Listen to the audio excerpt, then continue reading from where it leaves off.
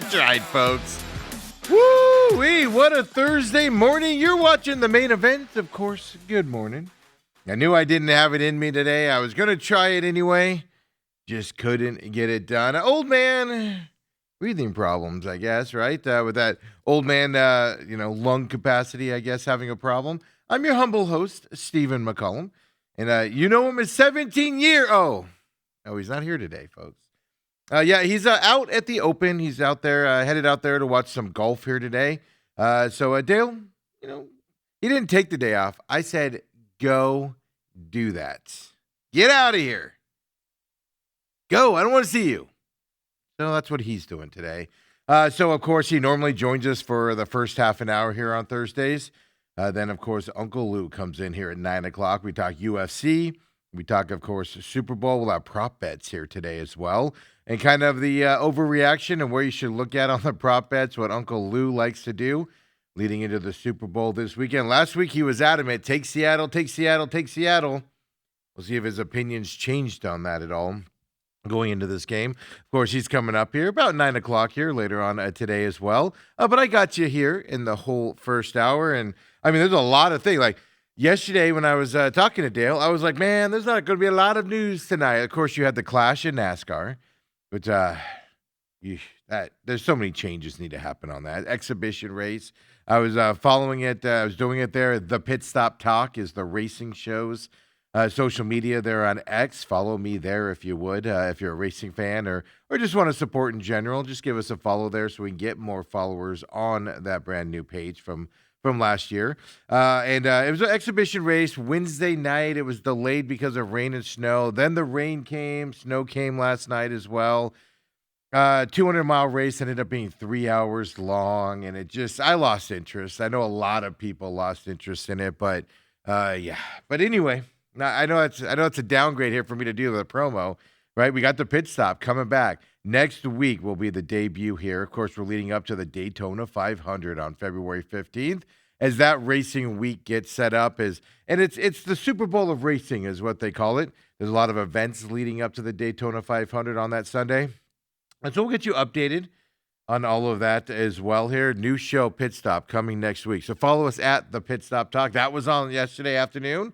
Like I said, 3 hours for an exhibition race, 200 laps on a very tiny track. Was ridiculous.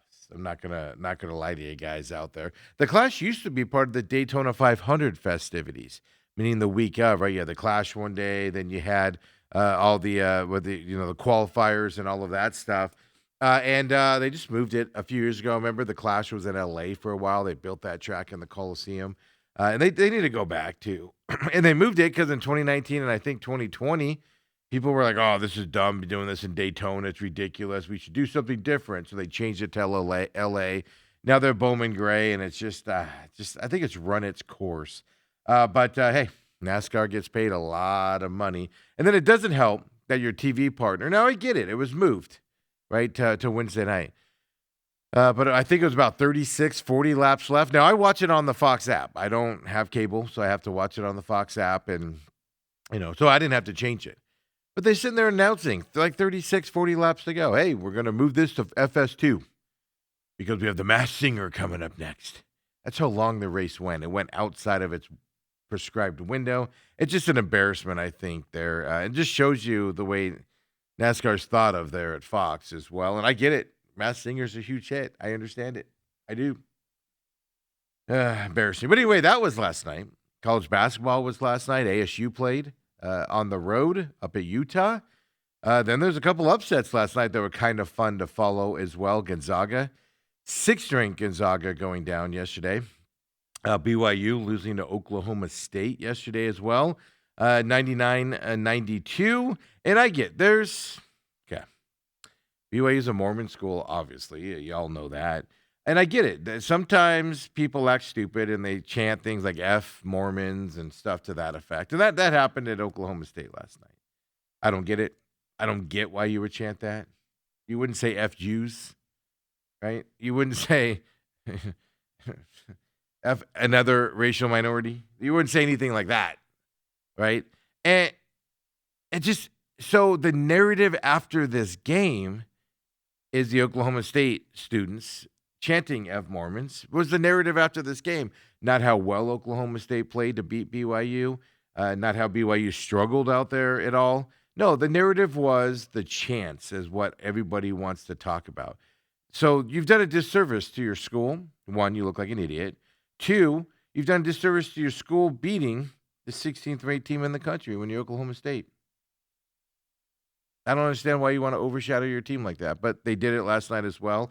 We'll get into that coming up and everything. And, of course, ASU women's played again. Ironically enough, Oklahoma State here in Phoenix, here down at the bank, not Wells Fargo anymore, Desert Financial Arena over there in Tempe as well. So we'll give you the updates there. Waste Management Open, of course, kicks off today.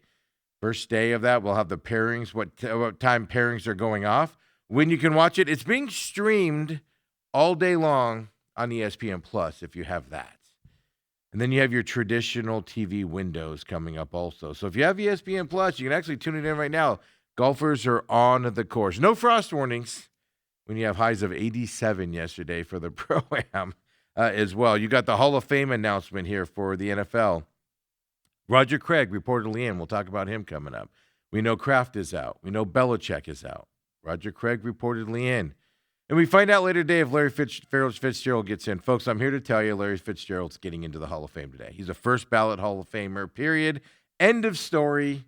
He's getting in today. If he doesn't, burn the Hall of Fame down. I'm saying that metaphorically. Don't take it any other way than that. Metaphorically saying burn the Hall of Fame down. I can understand Belichick and Kraft and Brady coming up, keeping them out in the first year because of the sordid history that they have, right? There is zero controversy with Larry Fitzgerald. He went out there and battled with lesser quarterbacks, right? Quarterbacks not ready for the NFL. He went out there, did his job, and caught balls and everything. Put up huge numbers, rallied the fan base here and everything. And look, you could say very few people, right? Shane Doan, always a Coyote here as well, right? He's Phoenix's own. Larry Fitzgerald obviously never went anywhere else and famously stayed here the whole time. Diana Taurasi, a little bit different because she did have to play in Russia, and she got paid more in Russia for times. That's why she went over there. So, yeah, we split her with Russia, right? But in terms of the WNBA side, here in Arizona. Now, that was the dynamic of the WNBA at that point. I don't know if we can hold that against her, right, for also playing overseas. But, basically, here, played for one team all the time. You don't have very many other people that have done that. Corbin Carroll might be able to do that, but everybody else gets traded out late in their career or comes in at some point in their career, like Steve Nash, back and forth. Right? Even fan favorites like Dan Marley, at the end of his career, Cleveland and other places as well. Jeff Hornacek went to the Jazz at one point. On top of it, Charles Barkley traded into this team and everything. Mari Stoudemire, traded out to the Knicks at one point, or left to go to the Knicks at one point and everything. It's rare we get this. Kurt Warner famously, right, came in, revived his career here. It's rare that Phoenix gets this, what's happening today here with Larry Fitzgerald. And I tend to agree with this. I watched a lot of clips of Larry Fitzgerald yesterday being interviewed at the Pro-Am and stuff to that effect. He knows he's in. I think it would be hard to mask that you didn't get in, and he knows. It would be hard to mask that you don't get in that environment, right? You could say the words, looking forward to hearing, things to that effect, but you just have a glow about you, right? When you find out you're in the I wouldn't know. I'm in the Hall of Fame of nothing. Even the Hall of Fame of Steve McCollum won't let me in. So, so we're waiting for that news later on today as well with the Hall of Fame honors, but that's going to be fantastic for the state of Arizona and just what us Cardinals fans go through, right? And deal with that. We have an OC here in Cardinals land, so we'll talk about that coming up. An injury in the Seahawks camp here, important injury for them. I think it's going to be okay, but obviously Super Bowl week, you're going to be speculative of that. I mean, I even saw people seeing him getting out of a car last night after dinner and everything, like breaking down his injury. We'll talk about that as well. Interesting thing in the NHL world, at least in the college hockey world right now, projected number one draft pick in a little bit of legal trouble from Penn State We'll talk about that here a little bit. Some would say it's admirable who he was defending. I think a lot of people would say it's admirable. But at the same time, you got to be smart. And I saw some conflicting details here, which you always get, right? But doesn't change the fact he's on there. And we're going to throw a Sam Levitt update in there for you. You know, if you follow this program, since he went out with the injury, since the rumors of him in the middle of the season being shopped around by his brother and his management team, to missing the banquet, to not showing up at events. Yeah, he showed up to the Territorial Cup, but didn't go to El Paso for the tournament when all the other players leaving basically did. And things to that effect. I've turned on Sam Levitt. He's not the team player he purported to be. Blaming the team because of his reckless in running and got hurt. And let's face it, I don't care what they say, how they defend the kid. He got hurt away from football. They can say all they want. He got hurt in that Baylor game. We saw him play in Baylor. We saw him play at TCU. And then the bye week, all of a sudden, he's unable to play. Something happened. And the proof in that pudding is, if you want to be a conspiracy theory, right, put on that conspiracy theory hat. The team knows it. I saw an ASU player yesterday come out and call him basically a quitter. Somebody that went and did something to get himself hurt away from football. Openly called him that. So we'll give you an update on that. We'll keep our eyes on him because, look, there's a sordid history of quarterbacks leaving Arizona State and going to LSU, having success. So it does pique your interest from that perspective as well. Coming up, NBA trade deadlines today as well. I've always questioned the NBA trade deadline being the week of the Super Bowl. I get it. It's Thursday. There's still not a lot of Super Bowl stuff happening. Super Bowl is going to ramp up tomorrow. And I know there's a lot of people out of Radio Row. And Radio Row basically is you have to pay the people to come on your shows unless you're just a huge show. Or they have to feel like they're going to get something from you, meaning they're hawking something or you're a big enough show. And it's a joke of an enterprise. It's what the NFL's turned into, just greedy sons of guns. Right? And it's what have you done for me lately type of stuff. So I generally don't pay attention to it like you used to. But there's just not a lot going on there here going into this Thursday. It's going to ramp up tomorrow, though. And, of course, tomorrow here on the program, Friday, Dale will be back, and we'll be delving into the Super Bowl this weekend, kind of an in-depth attack on this as we make our picks going into the Super Bowl weekend. So we got a big first hour here. So I appreciate you joining me here. Uncle Luke coming up at 9 o'clock as well. Don't forget, text us 623-252-6670. Farmer Braxton says, who doesn't love flying home with flowers? So he texted in at 7:28 p.m. last night. Braxton catches the show on his way home from work and everything. So whenever you listen, right, on demand or here live right now, Robat TV, on demand on Robat TV later in the day, on demand on the YouTube channel, on demand on the free podcast systems, right? Your favorite podcast system at TME Sports Show pops right up for you. And you can listen, Google, Spotify, iHeart. Whenever you listen, you can text into that text line or hit us up. At the text line, of course, 623-252-6670 or at TME Sports Show on X as well. We see them. We talk about them. I know a few of you text into the text line and say, please don't read my text on air. Not a problem. We'll still talk about them. We just won't talk to you out there. And it's just like texting your buddy. You text into this. It gives us your phone number. We do nothing with your phone number. We don't sell it. We don't talk about it. We don't respond to you in this line. It's actually forbidden to respond on here. You can't do it because we respect the privacy of your phone and your phone number and stuff to that effect. So I don't even know who you are when you text in, unless you tell me. Some people, like Braxton, have named themselves, Flash Gordon has named himself. CK's named themselves. So you can give us your name as well, and we can update it so we can reference it. But text us anytime. But the reason why this made me laugh, who doesn't love flying home with flowers? Okay. The Michael Bidwell segment yesterday, where I was giving him a hard time because he didn't know people's names, even said he screwed it up himself. The amount of you out there that are defending it and calling me ridiculous because I was having fun with that yesterday. I do think it's egregious that a guy doing a press conference, you learn the family members' names. And if you don't know him, if you're afraid you're going to forget him, you have him written down and you look. You saw him do it with the Matt LaFleur part of it. He looked down and read the names off and was fluid as can be. But with the parents, right, he kind of botched that one a little bit. And to me, it's important that you treat the parents well. You don't want the parents going, that guy you work for is terrible. It's a great opportunity, but he's terrible. You don't want that, right? It's just respectful. If you care about people, Michael Bidwell's position is to pump people up in that environment. And I just felt like he was a little lacking, a little unprepared for it. Some would argue, like me, he just doesn't care about the common man. Unless you can do something for him, he doesn't care about you, which is why he was really good on the Matt LaFleur part of it, right? He wants to be in Matt LaFleur's orbit because he's a good head coach there in Green Bay. Anyway, I took a lot of crap for that last night. People call me ridiculous. Just a ridiculous take on that.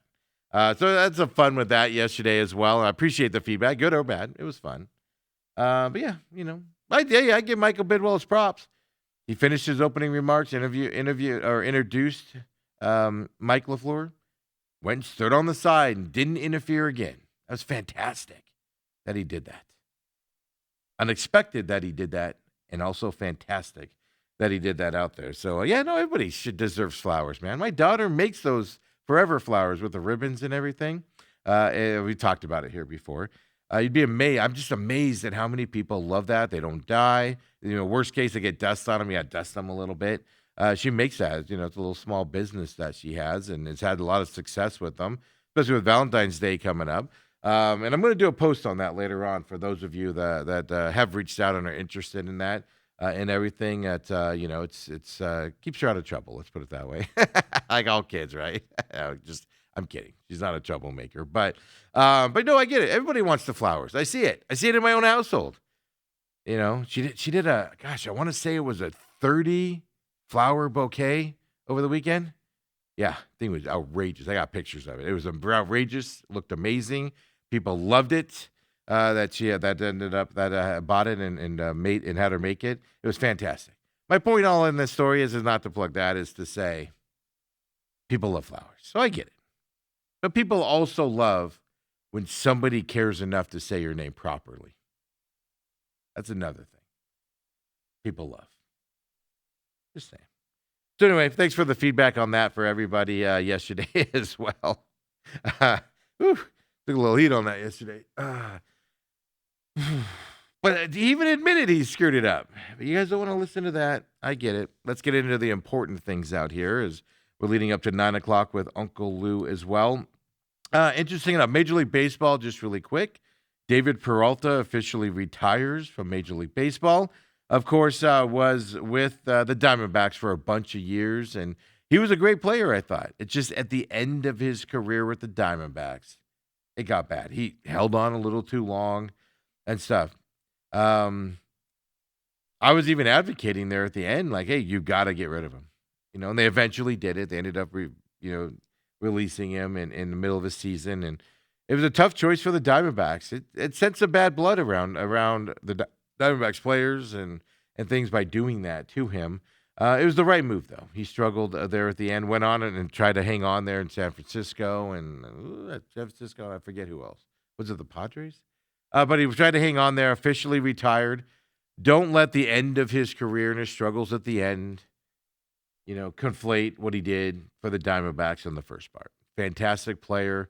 Heart and soul of the Diamondbacks for a bunch of years, was the staple of that infield for the Diamondbacks for a bunch of years. Loyal as can be to the Diamondbacks for a bunch of years. Don't let the end of it and kind of that side of it, if you look at his stats today and go, whoa, last 3-4 years, forget about that. Think about the good times. So David Peralta, go enjoy your retirement. Of course, played for the Venezuelan team, All-Stars, and all of that stuff here for him in the World Baseball Classic. So good for him. Go enjoy your life now, and appreciate everything you did here in Diamondbacks land as well. So I definitely want to give him some props for that. But we didn't talk about it yesterday. To me, everybody wanted Goldie here for the Diamondbacks at first base. I feel like Goldie, if he's going to play this year, he's going to he's trying to command a lot of money for his final year. And by a lot of money, I mean still affordable, but enough money to where it's going to inhibit him for a bunch of teams to go play for.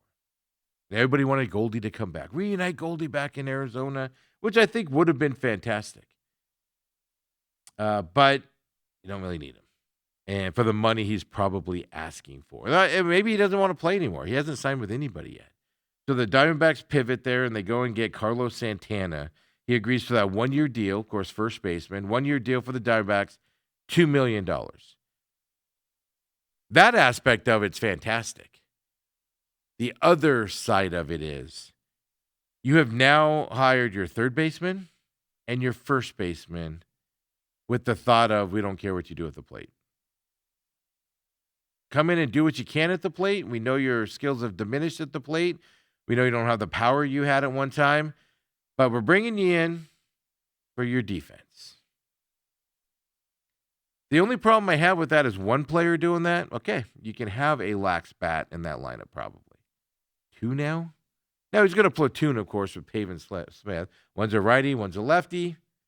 So you're going to have them in hitting different situations and stuff. Not the signing I was looking for at first base, to be honest with you. 1 year, $2 million for a 40, I think he's 40. He could be 41 now. For a guy that definitely is diminished in his baseball skills. That's why you're only paying him $2 million. Not the signing that I was looking for. I was looking for a little bit of an upgrade, to be honest with you, than that. But I'll take it because of his glove in the fielding. You need to improve your defense from last year. That was a problem. And I feel like they've done it with Arenado there at third and now Santana at first. Now you got to kind of focus on the batting side of things. Two possible, I'm going to say possible holes in the batting lineup with guys struggling at the plate, not having the power, not being able to get hits out there. I do think Arenado is going to be improved this year because he's out of that hard place to hit there in St. Louis. And he's in a hitter's ballpark in Arizona. So I do think he's going to increase a little bit. Will he have the power? I'm not so sure. But Santana, I've got zero thoughts on him there at the plate coming into it. We'll have to just wait and see. But the defense is what I'm excited about with him coming in as well. Of course, pitchers and catchers coming up. And, of course, there's going to be a lot of platooning on the DH side, meaning that just different guys are going to be DHing throughout the year. Del Castillo should be a DH a lot this year. Pavin Smith will be in there, another first baseman. Of course, Carlos Santana will be another DHer. And then you're going to be platooning in left field until, holy cow, I just forgot his name. He comes back from the knee injury there as well. So we're getting more and more into the baseball season as pitchers and catchers report next week. So I wanted to bring that up. And then the other thing is in-division side of things, because it has been something I've been paying attention to. The gentleman that owned the Padres and was spending all the money, right? Famously the $800 million infield, was a big deal. And, just spending money in a smaller market than Arizona, by the way. Yeah. And putting more money into it than whatever. He unfortunately dies. And his family has to take over the team. And there's been squabbling within the family on control of the San Diego Padres ever since he's moved on from us here. So the question was, right, are they going to have to divest the team, meaning unload a lot of their players, lower salaries? Is that a philosophy? Is a judge going to make them do it and sell the team to kind of split this deal and everything? Well, the family feud there of the Padres is officially over. At least appears to be out there. There was a court filing earlier this week. I believe it was Monday or Tuesday. And the widow of the owner, Peter Seidler, has dropped the bulk of her claims against the brothers of Peter as well. So obviously, the widow, wanted to do what she wanted with the team. The brothers were like, we get a piece of it as well. So now the widow has dismissed all of her claims in the lawsuit that she took to Texas probate court last year. She accused the two brothers, living brothers here, of breaches of fiduciary duty and fraud in their roles as trustees of her late husband's trust out there. She said that trust distributions, she wanted to know where the trust distributions went to. She wanted to know basically the accounting side of things, wanted to see the ledgers and whatnot. And then now it's all been dropped because they say the sides have reached an agreement to resolve the matters between them. No terms were disclosed at all. So either a payment settlement happened or the books were shown to not be serious and stuff like that. Um, so John Seidler, he's the older brother there of the Padres owner. He was actually the current trustee of the trust, as what he does. Um, because of that, he became the controlling person and chairman of the Padres through that deal. It was sometime last year it happened, before the season, January, February of last year. So, of course, he had control of the team. Obviously, the widow had a say in that as well. That's where that fight happened. Nothing. This is why your wills need to be airtight, folks. Even if you aren't an owner of a very rich, Major League Baseball team and stuff like that. They're fighting over the Padres because their value is worth $1.95 billion, according to Forbes, in their last 2025 study there as well. They want to sell it. They want to sell the team, and obviously the widow wants as much of her portion of it as humanly possible. Is what happening. They're worth $1.95 billion, but the Padres go up for sale, which I predict they're going to, folks. They're going to go for $4 or $5 billion on a low end. Who wouldn't want to own that San Diego team? The small market in San Diego, but they support them there. Win or lose, if the stadium sells out. That stadium is huge. Fan base there. Go to San Diego and just look at the amount of people walking around in Padres gears all the time. Go to a game. They're sold out on random weeknights day and everything. So there's battle of control, battle of who's in charge of it, and all of that reportedly is being settled here. We don't know the terms yet or anything. So just something to point out to you as well. So whether the team has to be sold, which I have a feeling it's going to have to be, or it's going to change hands, right, from the brother that currently runs it because of the trust side. Is it going to go to another family member, or a deal going to work out on that front as well? So something to pay attention to because, of course, one, it affects Major League Baseball, but also the Diamondbacks in this own division. So, and also pay attention closely. They might have to start shedding payroll to set it up to sell. They have a lot of high-priced players on that team. They're trying to compete with the Dodgers in that division, legitimately.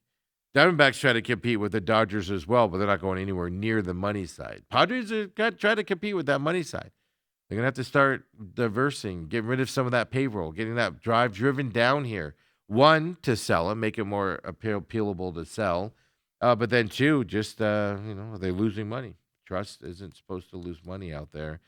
Moving forward. So just a little quick update on that Padres situation because that does affect, obviously, the NL West here moving forward and everything. Waste Management Opens going right now, as I said. Leaders are out there, or at least people are out on the course here early this morning. Tee times were not delayed at all here. Matt Fitzpatrick is out there right now. He is currently a -2 for him on the course. Everybody else, in terms of big names, he's the big name that's out there right now. Everybody else seems to be at a -1. Webb Simpson's at -1 right now as he's officially out there as well. Lots of evens for guys that are out there. I'm just looking to see if who the big guys are. Where we are out. So some interesting pairings today if you're interested. Of course, stream it all day long on ESPN Plus. I've got it up on my computer here as well to keep my eye on it as the day goes on here. So, 7:20 was the first tee times. And like I said, it went out on time here as well. Interesting enough, kind of some pairings. Jake Knapp, Chris Kirk, and Webb Simpson are on the course right now. They teed off at 7:53. I just told you Webb Simpson there, -2 there after a couple holes. But still coming up later today, teeing off on hole 1. And don't forget, if they're teeing off on hole 1 today in the morning, it'll flip. They're teeing off in the afternoon tomorrow off of hole 10, and then vice versa coming up.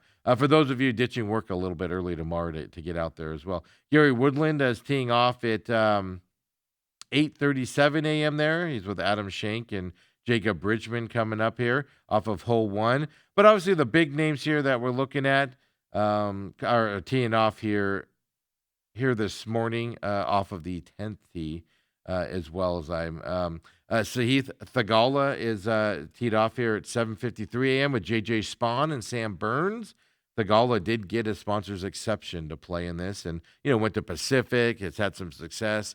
Almost won this tournament a few years ago. A lot of fans behind him as well. Wyndham Clark, Matt Fitzpatrick, and Ben Griffin. 8:04 a.m. So they're also on the court right now. Looks like they're all even as we talk about that.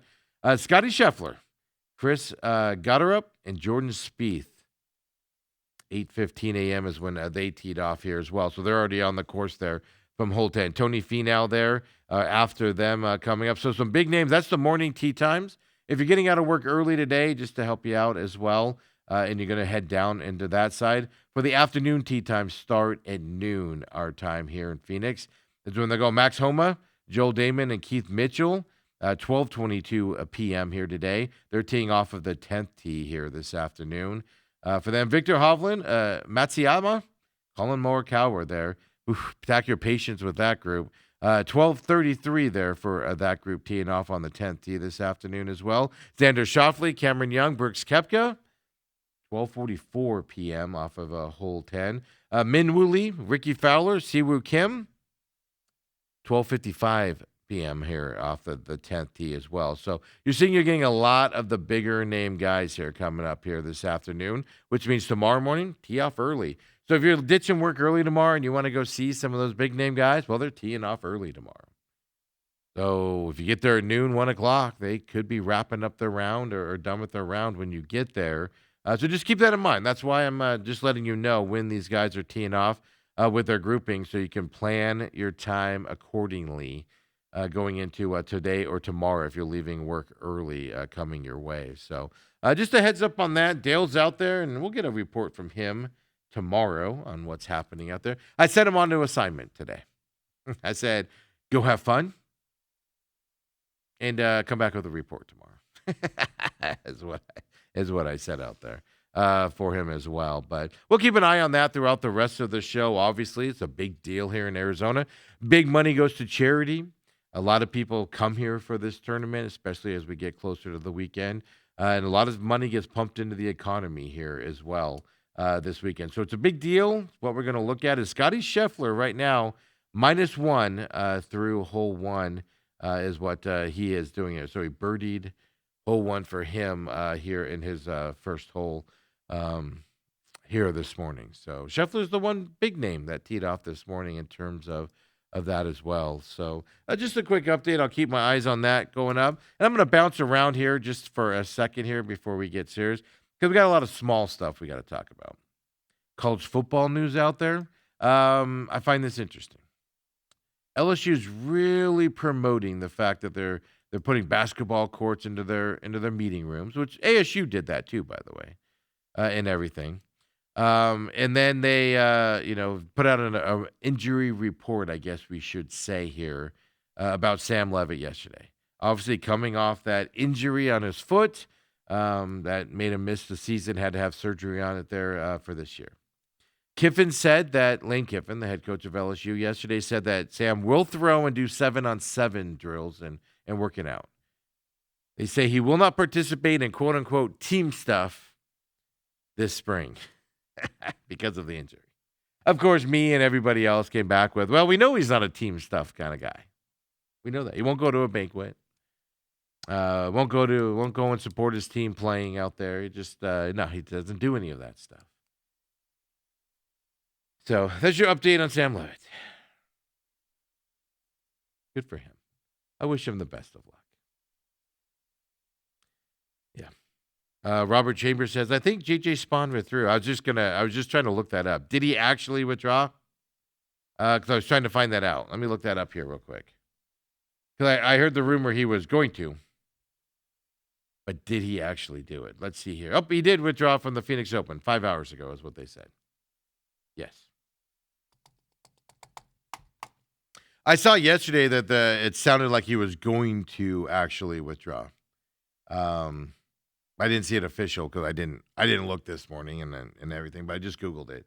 He withdrew from the WM Phoenix Open officially now. So if you're a big JJ Spa fan, don't go out there, I guess, as well. Obviously, he's won the U.S. Open and everything. And what's the matter with him? Is my bigger question here. He of course was with I just told you Thagala and Sam Burns was where he was supposed to be. Marcelo Rozo is taking his spot there. How about that? You're just hanging around the tournament hoping somebody withdraws so you get a play in it and everything, and you get your chance there with Marcelo Rozo as well. So he did play at the Farmers Insurance last week, but he did miss the cut uh, last week as well. Yeah, he's had a tough start to the year as well. So, and actually, I see here. And by the way, I do know JJ Spawn lives in Arizona. He lives in Scottsdale or up in that North Scottsdale area and everything. Second highest ranked player in the field this weekend. One of the highest ranked players in the world. And according to what I'm seeing here from PGA.com, no reason was given why. But he's obviously struggled this year. I know there's speculation. I've seen that over the last several months that Live Golf's heavily after him as well because Liv's lost a couple players here recently. So is he withdrawing because he's got a Live Golf tournament coming up as well? Is the question. Yeah, that you have to worry about for a permanent replacement there for Patrick Reed, right? So yeah, we'll have to see what that if he does go to Live. Is that why he pulled out, or are we looking at something else? Is he injured? But like I said, he's missed cuts. Finished, I think, 40th in that Hawaii tournament earlier this year. So anyhow, not playing this weekend here in the tournament on that. So thank you, Robert, for seeing that this morning and giving me the clarification that he did, in fact, withdraw coming up. I have seen a lot of talk over the last week or so about him going to Live Golf. To me, it's speculation until smoke becomes there. It's just people talking, no real proof of it. But that would explain, if he's thinking about it, that would explain a tough start to the season. And then a withdrawal here late in this tournament. But why couldn't you play in this tournament and then announce you're going over there? If that was the case, I guess, right? But hey, I don't know. But WM Open's going on right now out there. And then the other quick thing here I wanted to bring up here in the hockey world. He plays for Penn State now. We saw him. There was a lot of interest when Penn State came here to Tempe to open up their season, the hockey season, against the Arizona State Sun Devils here. And there was a big talk there because there was a kid named Gavin McKenna. He is a young kid, potential number one pick here in the draft coming up. And everybody wanted to see him. And boy, did he put on a show. It wasn't fluid then. He was still, obviously, first couple games here in the college rinks and stuff. But man, did he show flashes of why he's going to be the potential number one pick coming up. If you go back to, what was that, October timeframe where we saw that and everything, October, November. Well, he's officially been arrested and charged with felony aggravated assault. And then a misdemeanor charge of simple assault as well. Yeah. Then they just keep adding stuff on, right? They do that for a reason because they want you to plead it down and settle it and stuff like that. But he also got disorderly conduct and harassment charges on him as well from that. There's an altercation on Saturday. After that, they had an outdoor game there at Beaver Stadium, which is where the football team plays. 67,000 people showed up for that hockey game and everything. Afterwards, from what we know for sure, afterwards the team went to a local bar there in College Station. We know that there was an incident between a guy and McKenna's mother. We know that for a fact as well. After that, I've seen couple different reports out there. I've seen that the guy was calling his mom names, inappropriate names, and so McKenna just decked him. Broke his jaw, by the way. We do know that McKenna broke his jaw. First of all, I have two philosophies in life, and I'm going to pass it along to you right now. One, don't pick fights. Because you can't tell me this guy didn't know who McKenna was in College Station. But number two, don't pick fights with UFC fighters or hockey players. They know how to handle themselves. And they take beatings for a living. This guy obviously doesn't heed my advice out there. So where the murky part is I've seen that McKenna just decked this guy in the bar. And I've also seen that the guy went outside and waited for him. And then I'm not going to say attack, but kind of waited for him outside, and that's where it escalated. So I've seen those two sides of it. But it doesn't matter. 18-year-old Gavin McKenna, right? Possible number one draft pick here coming up in the draft, NHL draft, charged with a felonies attacks here, and he did break his jaw. So, now we have to get the rest of the story coming up, but it'd be interesting to see how that turns out moving forward here for him because I don't know. Look, how does that affect your draft choice, right? Does that mean you have problems? Heck of a talent, but does this mean jail time? What does this mean? So it's something to keep in mind here, you hockey fans, as you move toward that side as well. When I come back here, I'll keep it rolling here as we wait for Lou to come in at 9 o'clock. We got some NFL stuff, college basketball stuff, NBA trade deadline stuff to still hit here before we bring Lou in. So come back and join me here as we lead to 9 o'clock with Uncle Lou, folks. The main event.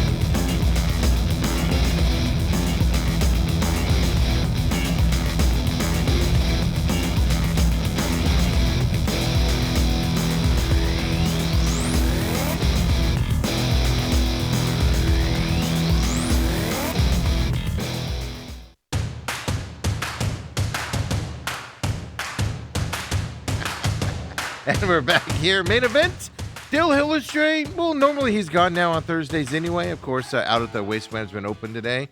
I sent him out there to do some reporting. I told him he's got to come back with some stories today and everything when he comes back tomorrow. Of course, Uncle Lou coming up here at 9 o'clock as well. Robert just tagged us here on Twitter as well on X, and he says, good for her. But it's Lindsey Vonn doing her workouts here. She's got that. They said that her ACL exploded in her leg, and her first event is on official. Olympics have started, but the opening ceremonies aren't until tomorrow for Milan. But they always do a few events before. I saw that yesterday. There's things with the hockey arena not ready, and there's other things going on around the Olympics that we'll talk about here as the Olympics get started. But Lindsey Vonn's first event, from what I was seeing when I looked it up yesterday, I believe is Monday. And look, blown out ACL, and now they got her doing her workout routine here. She's lifting probably better weights than what I can lift. Good for her. She's 41 years old, folks. Got to root for her even more now. I think I was already rooting for her because being 41, right? Root for the old people. Old people rule. As you get older, you tend to do that, I guess. But now with the ACL. 41 years old, and they're watching this workout. It's like, oh man, we got to get her. We got to get her to the podium coming up here as well. Robert does say also, don't forget, tag us at TME Sports Show. Text us 623-252-6670. Robert says, if it was the NBA, McKenna would probably drop, but in the NHL, defending your mom is a requirement. And like I said, there's some question if that's what actually happened. I've seen two different stories. I saw an eyewitness report reportedly put out there saying this is what happened.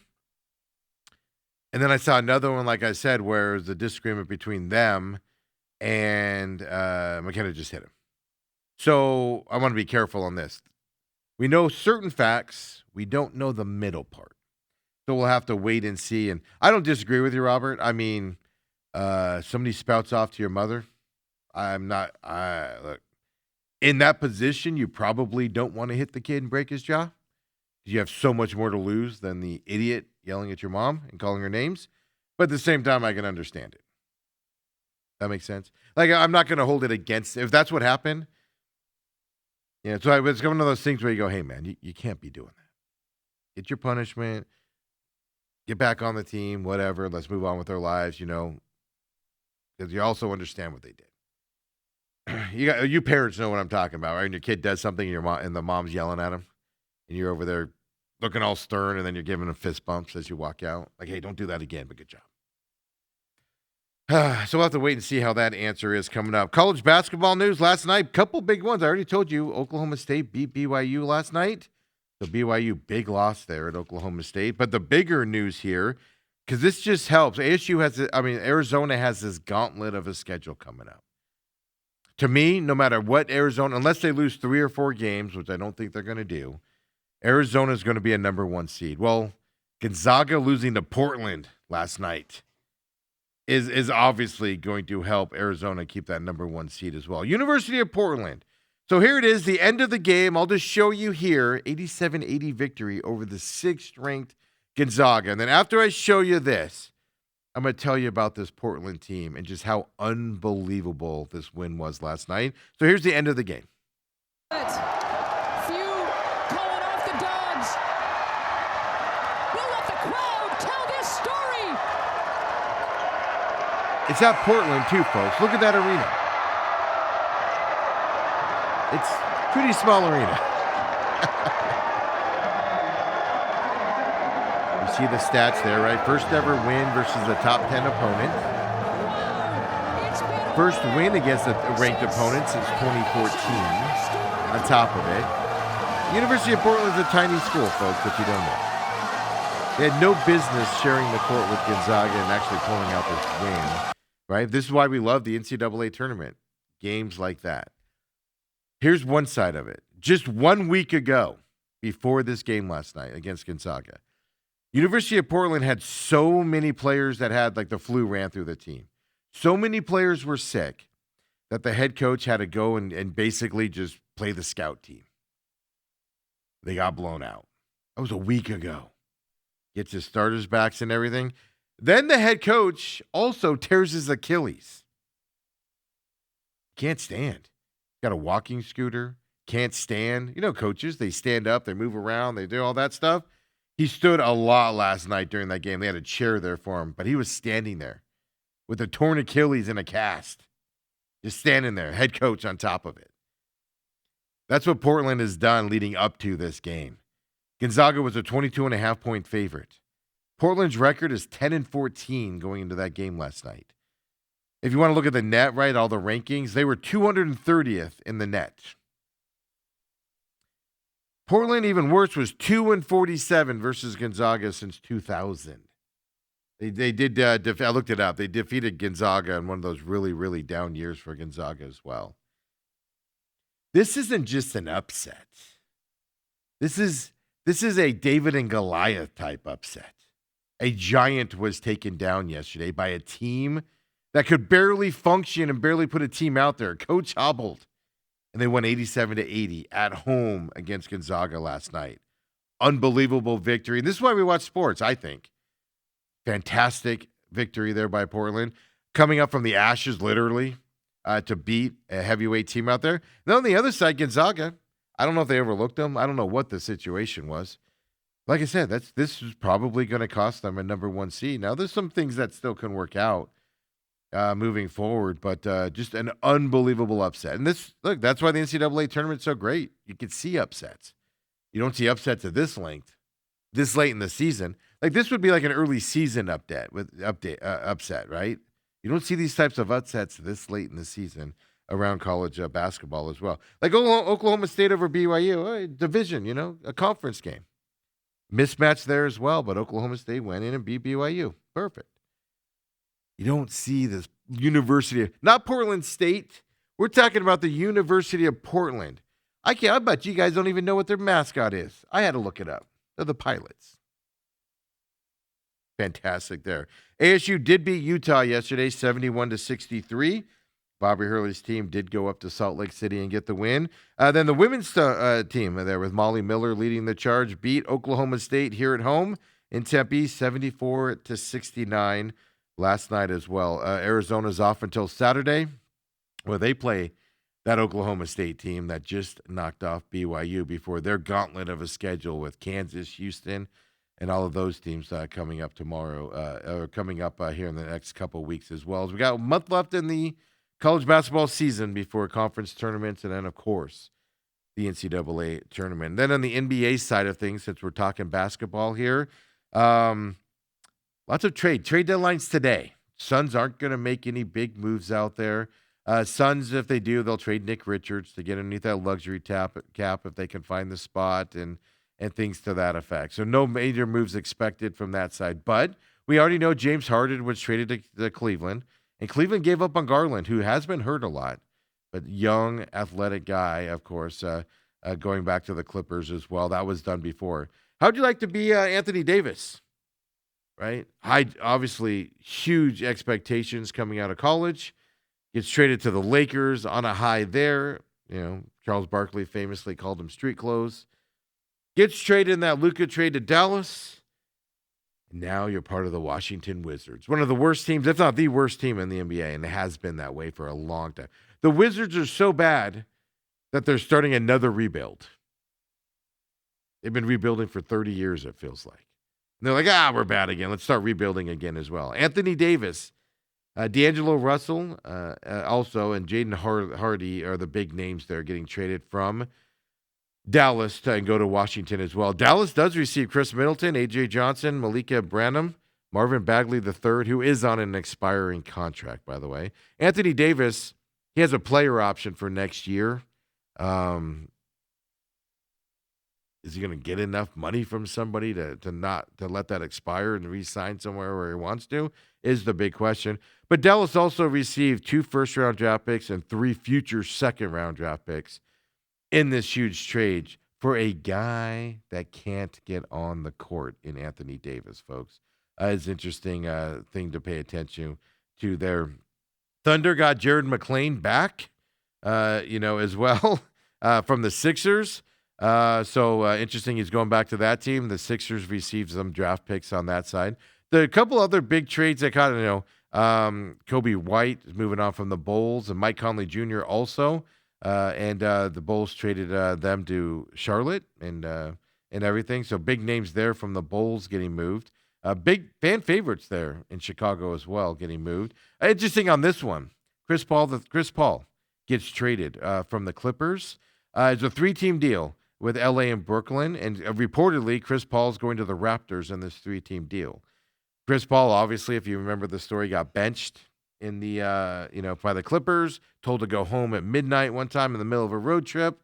Said, we don't want you here anymore. Boom, gone, disrespected, out of their retirement this year.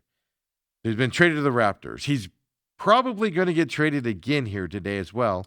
But could we see Chris Paul back on the court with whatever team he ends up landing out here as well? It's kind of the question you're looking at. The Raptors aren't going to require Chris Paul to report to the team as they try to, of course, trade him out and get him someplace else. Toronto is now out of the tax, so trading him even more will get them, underneath the tax even more moving forward. But I'm interested in seeing if Chris Paul can get back on the court here in his retirement year. Because don't tell me he's not going to come out fierce with what the Clippers did to him coming up as well. So Lonzo Ball is to the Jazz. Rumor has it Lonzo Ball is going to be released as well. So he'll be able to be a free agent here coming up. Be interesting to see who picks him up as the Cavs do trade him, of course, to the Jazz as well. And the Hawks were involved in that trade coming up. And then the other big one that caught my eye yesterday is there's been a lot. Knicks made a couple moves. Minnesota made a couple moves this morning as well. But the Warriors, we talked about them possibly getting Giannis. Nope, they got Kristaps Porzingis instead as well. So Kristaps Porzingis is going to the Warriors. So they do get a big man, not the one we thought they would get. Obviously, Draymond Green. Why this is important? Suns play the Warriors tonight. So it could be shortages here. with this trade. Kristaps Porzingis to the Warriors. Jonathan Kuminga and Buddy Hield go to the Hawks in that trade. Is there another trade coming up for the Warriors with Draymond Green? That's been rumored all last couple of weeks as well, so we'll have to keep our eyes on that. But Suns, Warriors tonight, so pay attention to that. We might get a shorthanded Warriors team coming up here as well later on. As we pivot here to football, and we'll keep our eyes on the trade deadline. Follow us, of course, TME Sports Show or me at SMAC 500. I'll keep you updated on the big trades going around the NBA here as that trade deadline's coming up. Cardinals sign Nathaniel Hackett. I know Dale's not on board with this as well. I'll say this about Nathaniel Hackett. If he's in charge of play calling, if he's a head coach or in charge of play calling, I have zero interest in him being the offensive coordinator of the Arizona Cardinals. But since LaFleur says he's calling the plays, since LaFleur says that, you've got an experienced guy. I will say this about Nathaniel Hackett. I don't think he's somebody that I want on my team as a coach. I will say this about him. If he's there as checks and balances, as he's there, he has a good football mind. It does not translate to when he's in charge of coaching stuff, being an offensive coordinator or as a play caller in terms of, being in charge of those roles. He's an offensive mind. Aaron Rodgers loves him to death for a reason, and it's because he works with Aaron Rodgers. And Aaron Rodgers is a hard guy to work with. He's good in those types of situations. So if LaFleur has him in here as an offensive coordinator to help him out, help him game scheme, and that stuff, that's a good hire. If we start hearing week 3 that Nathaniel Hackett's going to start calling plays and stuff, time to panic and run away. But in terms of a football mind, I'm okay with this hire if that's what he's going to be. If he's going to be more of a consultant level, yeah, he's got the offensive coordinator title. But if he's more of a consultant, I'm okay with this hire. If he's more of a in-game, make decisions, panic, because he's failed a lot of places he's been, Nathaniel Hackett. The names we're seeing for defensive coordinators, a bunch of no-name guys out there. And what I mean by no names, you and I don't pay attention to them. No big-name defensive coordinators from that perspective. So it's just something to watch. They're known in NFL circles, like the Rams. He's looking at a Rams defensive guy right now to bring over, and obviously worked with him there at the Rams, so he'd have confidence. Requested that interview. So in terms of that side. Hall of Fame announcements later on today as well. Is Larry Fitzgerald in? I firmly believe he is. There's no reason that he's not a first ballot Hall of Famer. So we'll have to keep our eyes on that. And look, Phoenix, we're going to have something nice when this gets announced later. But also the rumors are Roger Craig it gets in as well. Roger Craig is one of those players that I saw, at least, the players that didn't vote for Bill Belichick were using as an example of who they did vote for. Roger Craig was one of those players. L.C. Greenwood was another one. I voted for those guys because they deserve to be in the Hall, and if we don't vote for them, they might not be on the ballot again. And reportedly, Roger Craig is one of those guys that gets into the Hall of Fame. And I'm not going to lie to you. I believe Roger Craig should have been in the Hall of Fame a long time ago. He changed the game of football in the early 80s.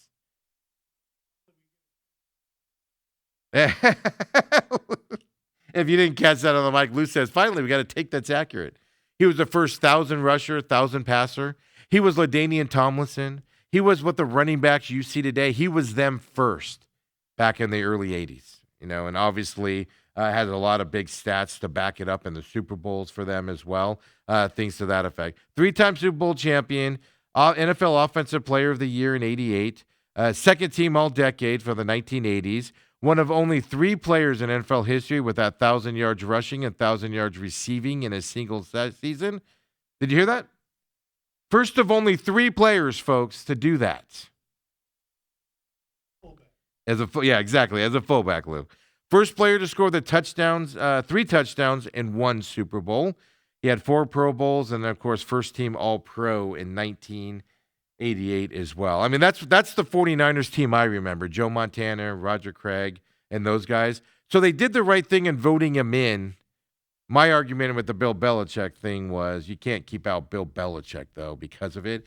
But I'm excited to see Roger Craig if he is in fact in, and there's no reason to think he's not, as that's leaked out there. So that is fantastic as well. So when we come back here, we'll bring Lou in.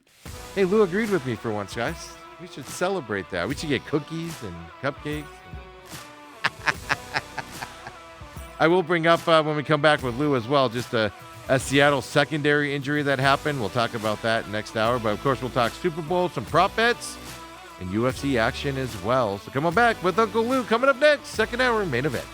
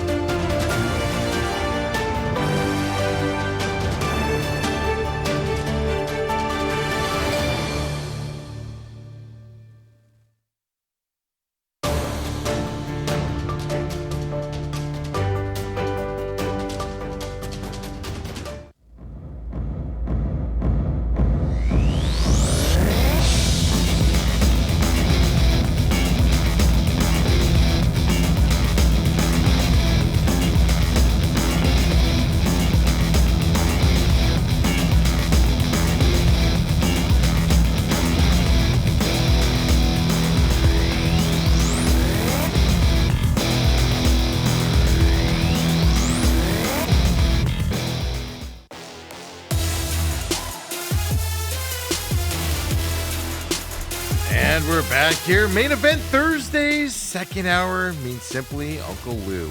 VizinGamblu.com joins us as well every Thursday. Whether you like gambling, whether you don't like gambling, he'll at least give you a perspective to talk to your friends and your coworkers and hopefully make us look smart out there as well, whether even if you don't gamble. And then, of course, gives us the gambling outlooks as well. Uncle Lou, how you doing today on this Thursday? I'm doing great. I'm happy to be here. It's Super Bowl week. We got waste management going on right now. I have a couple of plays on that. I was going to ask you, do you play on that? We'll get into that. Let's see. I did, and I got a few Super Bowl tidbits, and I'm ready to rock and roll. Well, perfect. Well, we had a successful UFC in Australia. We're going to go NFL first here and waste management first here, but just because Apex this week here for the UFC, but tell everybody where they can find you. Obviously on Twitter at Gamblu for Twitter, and you put releases out there, so people need to pay attention to that. But also your website. So tell everybody about that. My shirt. I should have wore a different color shirt in front of my lovely bricks. Your brick. That's not that bad. Gamblu.com is my entity.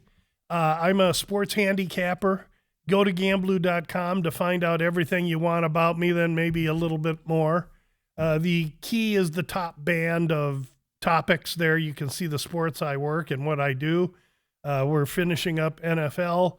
And so NHL, College World Series on the horizon. I expect next week when there's no fights and no football that we're going to start to talk about World Baseball Classic, College World Series baseball teams, even hockey scratched the surface.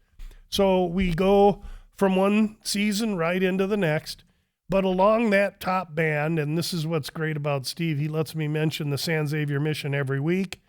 The San Xavier Mission's the oldest mission in the United States. It sits here in Tucson, just south of Tucson. We're Phoenix. So it's a couple hours south of us. They're doing great work down there. A Catholic mission that was built, erected in 1670-something.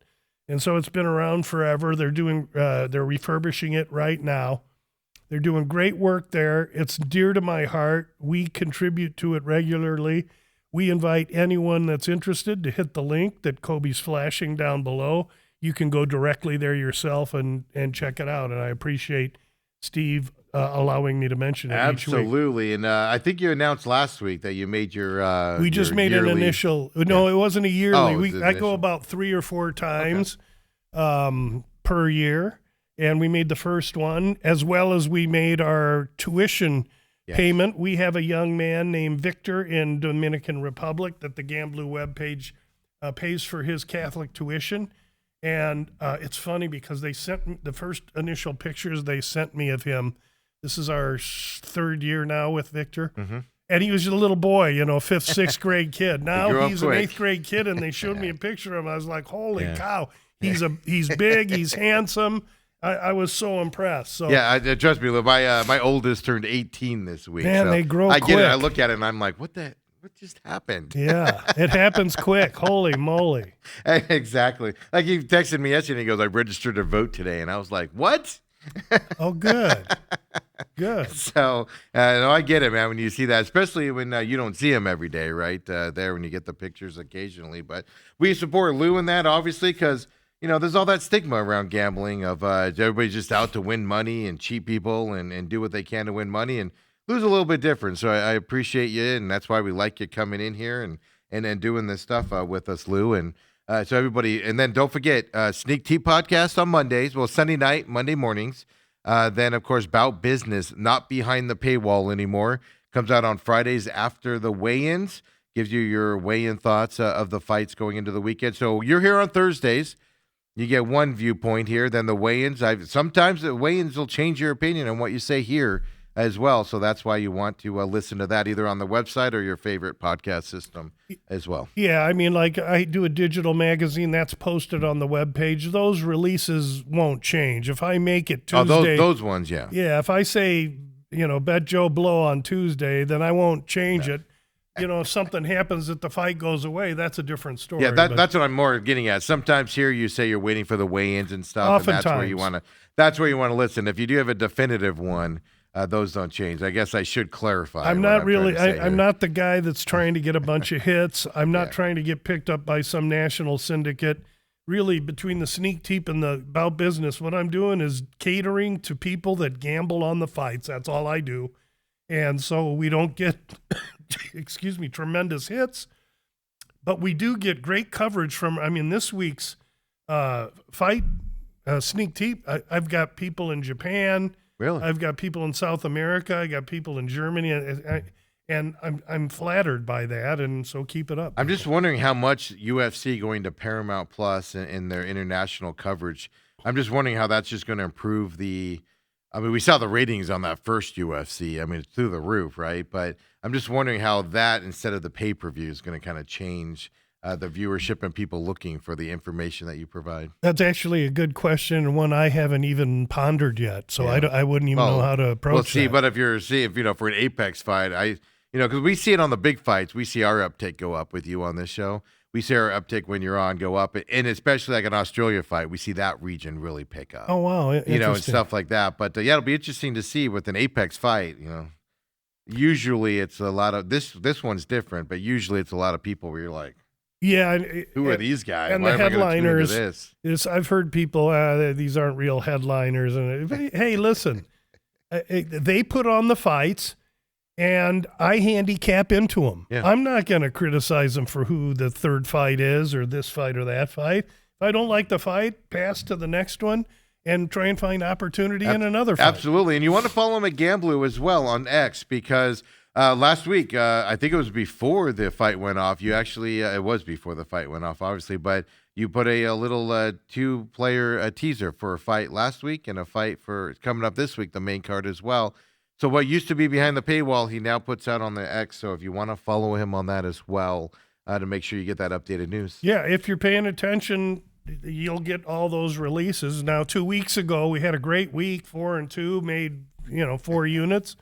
And then last week, we lose 4 units. And, of course, they come out of the woodwork. Hey, look at this. One guy posted all the L. And I was like, where were you last week? They don't compliment you when they win. No. They just got to throw stones at you when you lose. And I Yeah. just told them, listen, contrary to popular belief, I don't win every bet that I make, especially when I'm taking a guy like Dan Hooker that's plus 335 underdog.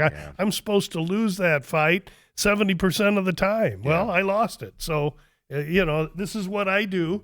You're never going to go to Gamblu.com and see minus 300, minus 250, minus 175. I don't do it that way. Favorites win 65% of the time in the UFC, so they miss a lot. So I'm trying to take a selective approach, shoot with a rifle, and find some dogs. And sometimes I do really well at it, and sometimes I don't do so well at. We'll get into the UFC in just a little bit, but I right. wanted to cover up. Obviously, a big game happens this weekend, but before we get to that, even Waste Management Open's coming up here. Now, you don't cover golf, you don't handicap golf yourself, but you know a lot of people that do, and you do watch it and partake in it from time to time there. So tell us what you think about the Open. You going out there at all this weekend? No, I don't. I'm not the crowd guy. I don't go to crowds anymore. I've had my day. My son was out there yesterday, and actually, if you want to go to the Waste Management, the day to go is Wednesday because it's loosey-goosey. Everybody, you saw the Travis Kelce Not like shot it on used to be, 16. though, man. I heard yesterday the crowd was crazy. Well, There's a lot of people there. yeah, I mean, you're getting 200,000 people there. I mean, that's why Uncle Louie ain't going. They're not getting 2,001. They're not getting me. But be that as it may, it's loosey-goosey. Guys are high-fiving. The pros are having fun. It's really a splendid time. Then, Thursday, Friday, the crowds ramp up. The great stat was Jack Nicklaus's golf tournament in Ohio was the most successful golf tournament that there was, and they drew 85,000 people for the whole weekend. And Waste Management draws 200 a day. Yeah, Think of that. Most golf tournaments restrict how many people can go into them. If you didn't know that, the Waste Management though is just like, come on in. Oh whatever. no! Waste Management made a little adjustment last year, they did. and they're All digital now and They're everything. forcing people to tone it down a little bit because otherwise they're going to lose all the good golfers. Yep.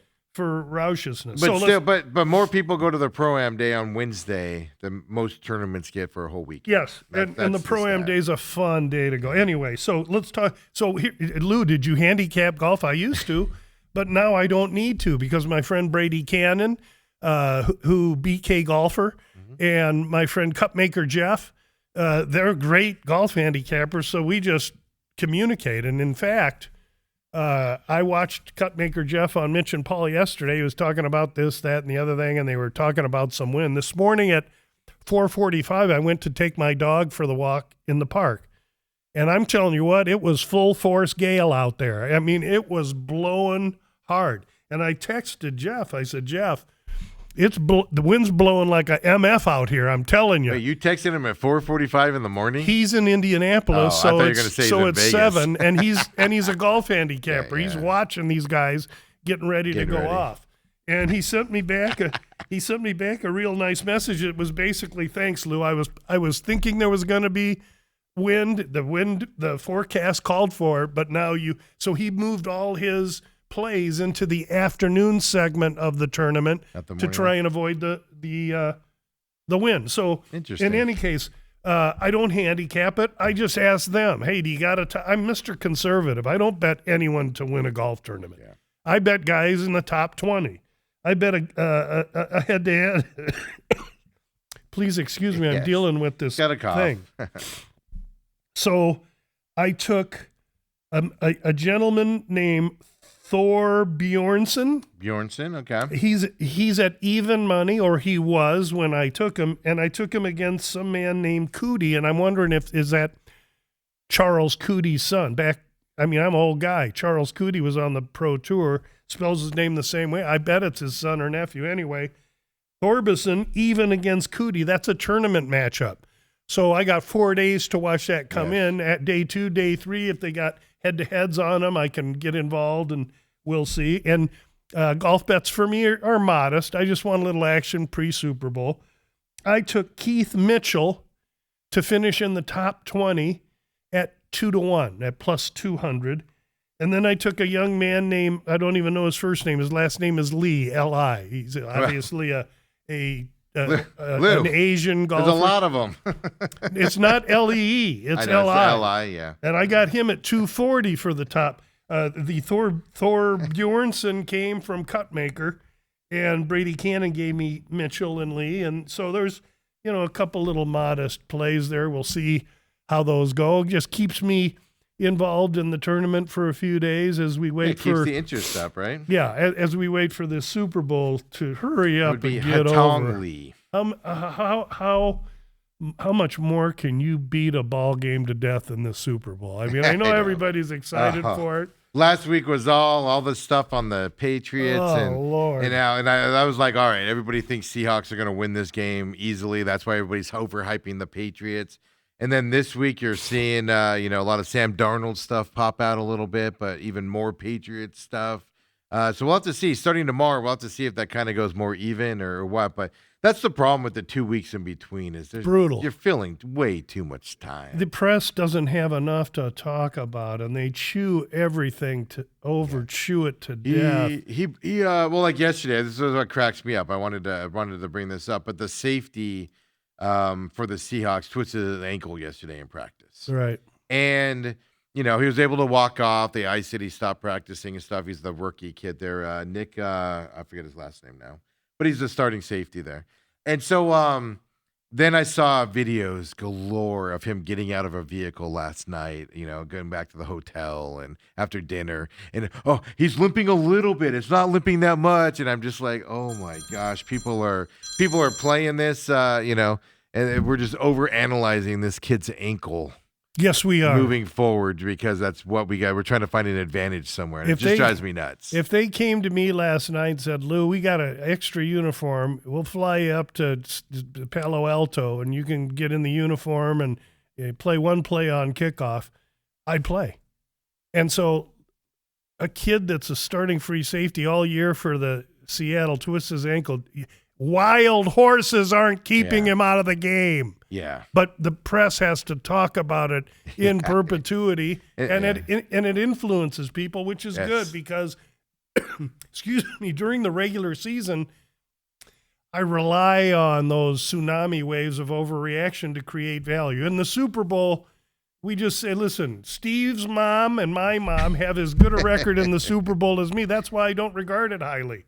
A couple of little bets here. We're going to have some fun. People bet off of the color of uniforms, Lou. Oh, I like a that's Seahawks more than I like a Patriots. That's what it should be. It should be fun for them. Yeah. And now the line hasn't moved at all. It's 4.5 still favored to the Seahawks here. Over under still 45.5. And that's because years ago, I'm talking 3 or 4 decades, Pittsburgh played the Cowboys, and the line started 3.5. And so they took the Cowboys at the 3.5 line, went up to 4.5. At 4.5, the buyback came in on Pittsburgh. So the bookmakers had exposure to the 3.5 and exposure on the 4.5. And what did the line? What was the final score? 4 points. And the bookmakers got beat on both. That's why you ain't going to see no line movement on this. Okay, at all. Like they're just going to keep it at 4.5. They're not. They still learned. They're still learning that lesson. Not even leading up to the game, like last minute, because most bettors and not big money, but a lot of money is going to wake up Sunday morning and go, oh, I'm going to do this, I'm going to do that, That's recreational money. Yeah. Not moving the line. The recreational money will roll in. That's everybody with their 10s and 20s. Yes. They're going to get people betting props. The prop bets, early the wise guys hit some overs. Late, 10 minutes before game time, you'll see some of those props get hit on the under because they've been going up for 2 weeks. And the Jackson Smith and Jigba open, I'm just guessing, 68 yards reception. Now he's 74, and now they'll come in on the under. Yeah. They'll either have both trying to arbitrage it or they'll just take the advantage. And I'm not saying that I won't do some of that. If I can see something that's really gross or obtuse, I might. But if I haven't made my money in the NFL by Super Bowl, I ain't going to make it then, especially in a prop market that I don't really dabble in. I play sides and totals. So when I give my bets, I have 5 bets to share and one I'm looking at just to show you how you do your research. But it's going to be a very mellow, I'm going to go get a nice beef tenderloin. We're going to cook that and put it on some French bread and make little sliders. And my mom's going to be in town. Yeah, your mom's even going to be here. My mom's going to be here. So we're going to eat, drink, and be merry. Is your mom come in from Nebraska? From Kansas City. She lives in Olathe, yes. I knew it was a cold place. So it is a cold place. Get her out here where it's 87 degrees. But let me tell you something. If Kansas City didn't have winter, I'd live there. I mean it. It's not crowded. The traffic is light. The people are friendlier than all get out, and the prices are stupid low. I went to a barbecue joint, and give the gal the card for like 7 people. And when she brought me the bill, but I thought she forgot to put the I thought drinks that was a on. mistake. Oh my goodness, it's unbelievable. But they got winner. And if you got winner, Yeah. you don't got Uncle Lou. That's a bad winter. That's an icy, cold winter. Then the summers In the are plains. so humid. I can deal with that, but I just can't deal with slipping on ice and shoveling snow no more. Exactly. That's the worst part about them is they have more ice than snow, which is the worst part of it as well. You're always slipping and sliding. So Pardon me. let's get into it. Give us what you're looking at for these props. I try to do research on them, and my head just starts to hurt. Well, there's so much of them. I Yeah. mean, where do you start? It's like jumping in the ocean. It's like you just get They're overwhelmed. literally like, this guy's gonna take a step with his left leg to walk out to the coin flip. And No, you're like, they have what? they have some fun ones, and I always like to try one that looks like will Sam Bennett have more shots on goal or field goals made by New England? I mean, those kinds of ones. Oh, those are ones- always capture my imagination. Okay. The cross sport, and they'll start coming out right now. Well, you always got like MVP. You got the big ones, MVP. You know, And the we did player make an props and MVP. We did make an MVP. coin First of- flip. You know, you famously do. Yes, the I do. tails every year. So for months now, literally weeks and a couple months, I've been telling everyone that'll listen that Darnold's kicking the door in. When you hear a handicapper say, well, you know, he's played good the last couple games, but can he do it now? Take that handicapper, get rid of him, Yeah. because they're not with it. And there's it some is of my gone. friends at VEASAN that have said it, and it's a stale tie. Darnold wants to win this thing so bad. He's got the team. He's got the tools. Darnold MVP was plus 130 when I took it. Now it's plus 105 or Plus 110. 115 right now. 115. Okay, very fair. I like that. Every year for 50 years I've taken tails. Now back in the day, the only way you could get tails was by paying 110 to win 100 or 11 to win 10. And that's just a rip because you're in a 50-50 50-50. scenario. I'm giving 10% away. They got to make money, Lou. So they got to make money, and Uncle Lou's just square as hell because I like tails. And I'd say for 50 years I bet 45 of them tails. There was one time I thought I'd get smart and I'd go to heads because it was due, and then I couldn't get heads to go. Yeah. So I couldn't get off of it. Finally, it landed heads. I said, I'll never play heads again, ever. So I did find 101 on tails, and I got a bet on tails at minus 101. I got the final score to be an odd number. I like that one. That yeah. one's really done well for me too. But I didn't get 101. I got minus 105 on that one. I mentioned Darnold at plus 130. You can get him plus 115 now MVP. Yeah, plus one on the heads and tails. Sorry, it took me a minute to find it. Right now on FanDuel, it's minus 104. Yeah. So Heads there- and tails. So. yeah. So you can find 101 and 102 That's out there. it. You just Probably got to out shop. there. And Yeah. if you don't care and you want to just have a little modest bet, take the 104. I mean, again, we're just having fun. Yeah. Um, That's what is that? That's 40 cents you're giving up, right? on a $100 bet, yeah, if that's $100 bet, yeah. yes. Yeah. Seattle defense, anytime touchdown. I took a taste plus 370. That's a small wager. Oh yeah, 'cause Seattle- Seattle's defense. Woo. Seattle minus 7.5 in the game, plus 133. You can get that at DraftKings. And I just made that So yesterday. that was an alternate line movement. You that can make did? alternate line. If you go to minus 8.5, which I like as well, you get plus 160 or so. And then I'm shopping around because I love to play arbitrage on field goals. I got one guy that has longest field goal 48.5, and I got DraftKings has 50.5. That's getting close. If I can find one more yard, if I could find 47.5 and 50.5, or if I could find 48.5 and 51.5 and have 3 yards of in Difference. between, then I'd bet one on each side. They'd gladly give the juice away to try and get one in the middle. It's safe play. The worst I can do is lose the VIG, but I could hit both. That's what the Super Bowl looks like to me. I'm going to be worried about having family over and eating sliders. I'd say eating your fantastic food that you'll be cooking there as well. So yeah, I don't take the Super Bowl serious on anything. I just like game's on, let's go. It's the last game of the year. It's like for a while. Yeah, so and you go people watch think it it's the and- last game, so they got to make all these bets because they're not going to get football for so long. That's such a poor approach. Again, if you haven't if you don't have a system for props, if you haven't practiced by playing props over the course of the last several months in the NFL, and now you're going to start to jump in the prop market, just understand that it's going to be hard for you to win money. If you're looking to have fun, hey, guys got to put gas in the boat. Guys got to pay for a cart to go golfing. So all your hobbies cost a little something. So if you're hobbying, no problem. Yeah. But if you're trying to make money on the props and you haven't been playing props or don't have a system, don't expect to win.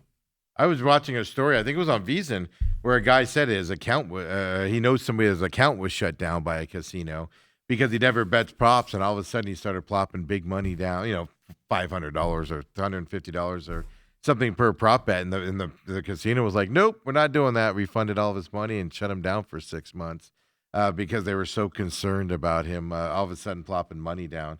Hey, really quick, Seattle Seahawks, you said you moved it to 7.5? Yes, sir. What'd you say your odds were on DraftKings? Plus 133. It's plus 158 right now on FanDuel. Wow. With them So to that be tells you to minus shop 7.5. around. Uncle Yeah, Lou got a so- bad number. I don't have So a I didn't FanDuel realize it account. was better. I wouldn't have said that on air. But No, yeah, that's no, what it is right you now. can always say that. I Minus try and 7.5 plus 150. But it might have moved too since you did it. You don't, it could have. In fact, I didn't look DraftKings. That was just FanDuel, so the difference there as well. Interesting enough, how much do the people think that Seattle's winning this game? If you go anywhere positive with Seattle Seahawks, your number goes negative quickly, in big numbers quickly negative. That's how much they think Seattle's winning this game in terms of the betting well, side they're a of pretty things. popular team right now. Most most people are on Seattle, and when you hear that in October, it's like perfect. It's the everybody bet, because if you want to be wrong, follow everybody. Super Bowl's a little bit different, and it doesn't adhere. Like I say, Steve's mom's more correct than me in the Super Bowl, so let's not take ourselves too serious. Yes, it's like the tournament when the person in your office pool that does mascots or uniform colors, and they always win those pools. And so. and God bless them, because there's a method to their madness. But I mean, if you want to get into the game, let's look at Seattle's the number 2 special teams DVOA, New England number 20. And you hear everybody talking about that New England defense sure has been good. Who'd they play? Yeah, that's the problem. Denver in a blizzard. Denver got with the second string quarterback, and Houston in weather with a terrible offense. Before that, the Chargers struggling on offense. Yeah, lots of injuries. New England's defense, 23rd ranked DVOA. I look for Seattle to pound New England into submission. This game will be over at halftime, and in the second half, Seattle will pile it up. That's my opinion. I tend to agree with you on that. That's my opinion. It'll be a double-digit victory, and the only reason I say that is because with the running game, Seattle will be able to keep the ball. I just don't know how New England's going to be able to score with that Seattle defense. Is my big question. I there. think And that's a very you're going to have to explain that to me. Nobody's been able to explain it to me. I get things like this. There's the 15th time in the last 26 Super Bowls a number 1 seed in the conference has faced a non-number 1 seed. Mm-hmm. In 14 matchups, the better seed lost 12 times. And those are trends. And you know what? Trends are your friends. And you want to be aware of a trend. Which But makes a you trend, think Portland's, or makes you think Patriots are going to win it. a trend. while you're Please sneezing excuse there. me. Yeah. While you're A sneezing. trend is like the rearview mirror in your car, okay? It's important because you need to be aware of who's on your side and who's behind you, but you don't drive looking at the rear view. You drive looking out the front of the big panoramic windshield. And that's what you have to do betting. You got to be aware of those trends. Yeah. You got to be aware that they're there. But anything that happened yesterday has absolutely nothing to do with what's going to happen in this game on Sunday. I actually go on the side of, I've been noticing that all of those types of trends people are finding those trends for the Patriots, which tells me most people are trying to find a way that the Patriots can win the game. 'Cause that tells you that Seattle's got the odds-on favorites. If I just look at my DVOA numbers, I know, then you get into the stats. I don't see numerically how New England stacks up. So I'm just going to handicap it the way I handicap all my games. And would I prefer a close game down to the end? I think so. But Las Vegas Review Journal has a little column that'll be out tomorrow, and a bunch of us handicappers gave our score. I gave 26-17 for Seattle. That's an under but yet a Seattle 9-point victory. We'll see. Still cover that. The interesting thing, with seeing those numbers, that's just the whole 2 weeks deal between games where everybody's just trying to find stuff to try to make it. My dream scenario this weekend, and if it happens, I might not survive Sunday. It's just, 4th and 2, 3 yard, whatever it was, 3-4 yard line. Seattle has the ball down by whatever.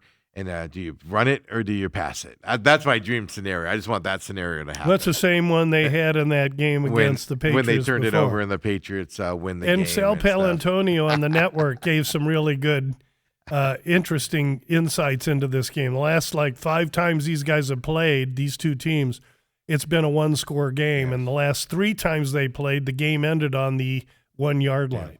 But that was Tom Brady and Russell Wilson and Legion of Boom and That's stuff. Trends are it's a rear view mirror, baby. Yeah, it's a little different than today. Now, if all those guys were still playing, then it might be a different story. But these teams are completely different now than they were then. But that's just my dream scenario. I would be giddy if that situation was showing up. But let's take our break here. Anything else on the Super Bowl you want to add or anything? Have fun. Enjoy it. And enjoy your food. He makes me so hungry when he's in here, folks. When we come back, we'll get into a UFC last week, another numbered event down in Australia. Some question marks I got here.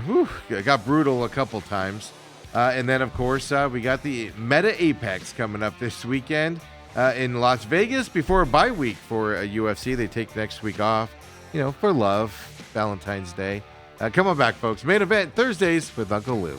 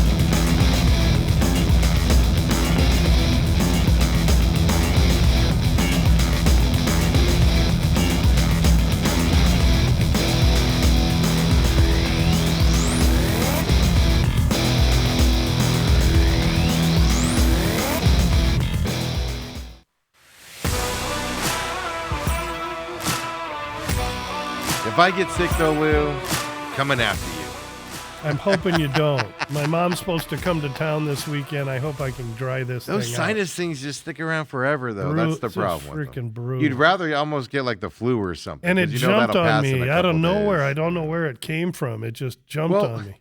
So I'm driving around town, and just there's weeds the size of me everywhere on all this city property and all of this stuff and everything. It's like they're all drying out now because we haven't had rain in a while. So now they're all wilting away. And I'm like, everybody's allergies, and I have bad allergies. I'm like, we're all going to be dying here in the next couple of weeks. Eyes are going to be running and sneezing and sniffling. Yeah. And it's like, here it comes. I can see it coming. My wife and son have terrible allergies. I've been blessed enough to not have to deal with them. But if this is what that is, I surely wouldn't want it. Oh, no. Out by me, there's a lot of open land still where they haven't built yet. And I'm not Dust kidding you. I mean, I can't. I'm driving down a road in my car, and you can't see past the weeds on the side of the road, And that's how tall they are. And I'm just like, here we go. And they're just going to wilt out with this 87-degree temperatures we're having right now. And well, it's not. It's easier. Yourself. It's easier walking the dog at 4:45 in the morning when it's 60 degrees out. I'll tell you that. Yeah, right. Well, a few more months, it'll be 90. It will be. And I love it. I'll be in shorts and a t-shirt. Bring it. So last week, UFC here down there in Olympic Park in Australia. The road to the UFC, one fight was canceled because the guy just flat out cheated in his way in. which cracks me up. My favorite part was when they caught him. He just goes, "Yeah," and he walks off. No, he knows he's done. He just go home, bro. He knew he was done when he was trying to cheat, though. He was like, "Let's just see if we can get this to work." My favorite part about that, though, is in the initial weigh-in video. When he has the box around him and he's flexing and obviously, putting it ads out. It was you hear somebody on a microphone go. He goes 122, and somebody goes, what? Like instantly, somebody went, "There's no way," and was audible about it and stuff like that. So that fight was canceled. That's just that to me. That's just sad because you can win a contract to the UFC and you gave yourself no chance at that point. But then again, he also missed weight by. Yeah, you know, you don't pounds. know if it was lack of focus or he just, it was a bad couple days. Who knows? But boy, if you're a professional, you don't want to let that happen. Well, that's the thing, and they're trying to be into the professional ranks. That's to right. get He's to trying that to level. enter in. So it's one. That's the difference to me. Not is quite like, the first impression you want to make, eh? That's an instant. You're not going to be part of this, man. Yeah. And stuff like that. So then the fight. I thought those fights were all right. They obviously weren't seasoned UFC people and stuff, but man, did it pick up with Oban Elliott and Jonathan Mikhailov. Yep. In that fight, submission in the second round. I just wanted to ask you here your thoughts on Oban because I think last week, if I remember right, you kind of liked him. Yes. And everything. Did your opinion change with that submission? Oban loss. Finney loss. Yeah, he's my next question for the you. The Roaston was a parlay. That one hit, Elikana hit with Bautista into this week's card. We'll get to that. I had Malarkey to start round 2. He got subbed in the first round. And I had Fiziev. So we go 0-4 on the card. And dadgummit, if I'm a competitor, I want to win. It tells me, that the favorites are marching right now, and yet you're still taking those underdogs. And you know what? I'm never going to temper my spirit. I'm looking for dogs. I'm looking for plus price. That's what I do. I don't want to be stubborn about it, but I'm going to continue to try and find plus price opportunities. That's why I took Elikana to Bautista. Yeah. Even though Bautista at the time was minus 200, right now you look at him, he's minus 162, 172, minus 180 at one place. And so I got the worst of the number there. Oftentimes I got way the best of the number. So in that fight, I got the worst of the number, but I do like the fighter. He's a MMA lab kid, and we'll get to that fight. Absolutely. So I guess that's just my question with all the guys like Finney. I know the announcers were really down on Finney because he's undefeated in UFC, fought a certain way, went up against somebody in Malkoun that just kind of dominated him with a different style, and he showed he wasn't prepared to fight that style in that fight there. So that's just my question on any of these guys. Your opinions change on them, or was it just a one fight? Yeah, Finney's one-dimensional, and I said his wrestling was better than Malkoun, but he never could go attack him and take Malkoun down. Yeah. I thought the unusually lengthy time off for Malkoun would affect him, and didn't look like it affected him much at all because he painted Finney's fence. Yes. That was not a close fight. Yeah. And if you're sitting there watching me watch that, I mean, it doesn't take but 25 seconds in to know that Uncle Louie in hot water, and that was the second fight. I'm like, oh boy. So it can be painful. This ain't easy. See, I watch them and I go, because I've seen fights where a guy just gets dominated. There was one in the first in that you wrote to the UFC where either the Japan kid or the South Korean kid, I think it was the Japan kid, was getting his butt kicked, and then he connected on a knee and wins the fight. And it was like a minute or two from the decision, and it was like, man, that guy was about to lose, and he turned. So I'm still new to this, Lou, where I'm still like holding out hope, like, all right, something's gonna happen. Well, as a gambler, that's what I'm hoping. And I'm like, Finney, take him down and get on top. And he couldn't execute it. Finney's not long for the league. Finney went to his bench one time, and he used swear words, but he goes, "You're not listening to us. Go take him down, wrestle him." And then he comes out. First thing, takes 2 steps back. Yeah, takes 2 steps back, and I was like, "Oh, he's not listening still." Well, he isn't listening, but that's a part of Malkoun knowing what to do as well. So it takes 2 to tango. Well, absolutely, you're not going to just go jump in with it. Well, that's the other thing. Malkoun's side was saying, stay away from. Don't let him That's come inside. right. Don't let him come inside. So I mean, Alcoon's a fighter I've made a lot of money on. For me So- to get off him and go to Finney, yeah. I thought was the right handicap. Clearly wasn't. So that's just my main thing. I was just curious on that Sal killed in that first round submission over Malarkey Right. in that fight as well. Two Australian guys battling it out there. The Australian guys seem to me fought with more passion than the non-Australians in this fight. Am I oversimplifying this? No, I mean, anytime the UFC goes to a certain Yeah. corner of the country, they're trying to export their brand there. Usually, those fighters get somewhat favorable matchups. In this fight with Salkild and Malarkey, Salkild was supposed to fight a Chinese fighter named Rong Zhu. When at the last minute, Malarkey steps in, and I thought Malarkey was going to be way more competitive than he was, and bully for me, he wasn't. Absolutely. The heavyweight fight was interesting because Teixeira, Out of gas, both guys Both out of guys. juice. I'm literally sitting there losing my mind. Hey, Ty, just hit him a couple more times. And he hits him, and then he has to take a deep breath and just wraps him up. Yeah. And I'm like, one more hit, and he's falling over. I was going mad Even about the that. announcers were telling him, get away from that clinch and step back. All But he you was got to so- do they is were so sneeze out of on breath. him. That fight ended, and they both just sat there. Yeah, they were done. Just breathing. Those two guys are both cans. But the interesting thing about this, and it made me think, man, there was a time where heavyweight fighters came in and they were just rock solid muscles, in shape. We've lost that in that heavyweight side of things, where these guys Well, couldn't this go week 3 we'll get one. rounds. Are we? Okay. Because I was like, man, I was thinking back to like boxing with Mike Tyson and those guys, and like they just came in, and these guys came in a little chubby, and you could tell they were just getting worn out. Kind of made me laugh a little I bit. mean, Ty was 3-something oh, and had to cut to make 265. So and he he had a lot of skin hanging out Oh, there as well. yeah, So he's got a lot of weight in other places as well.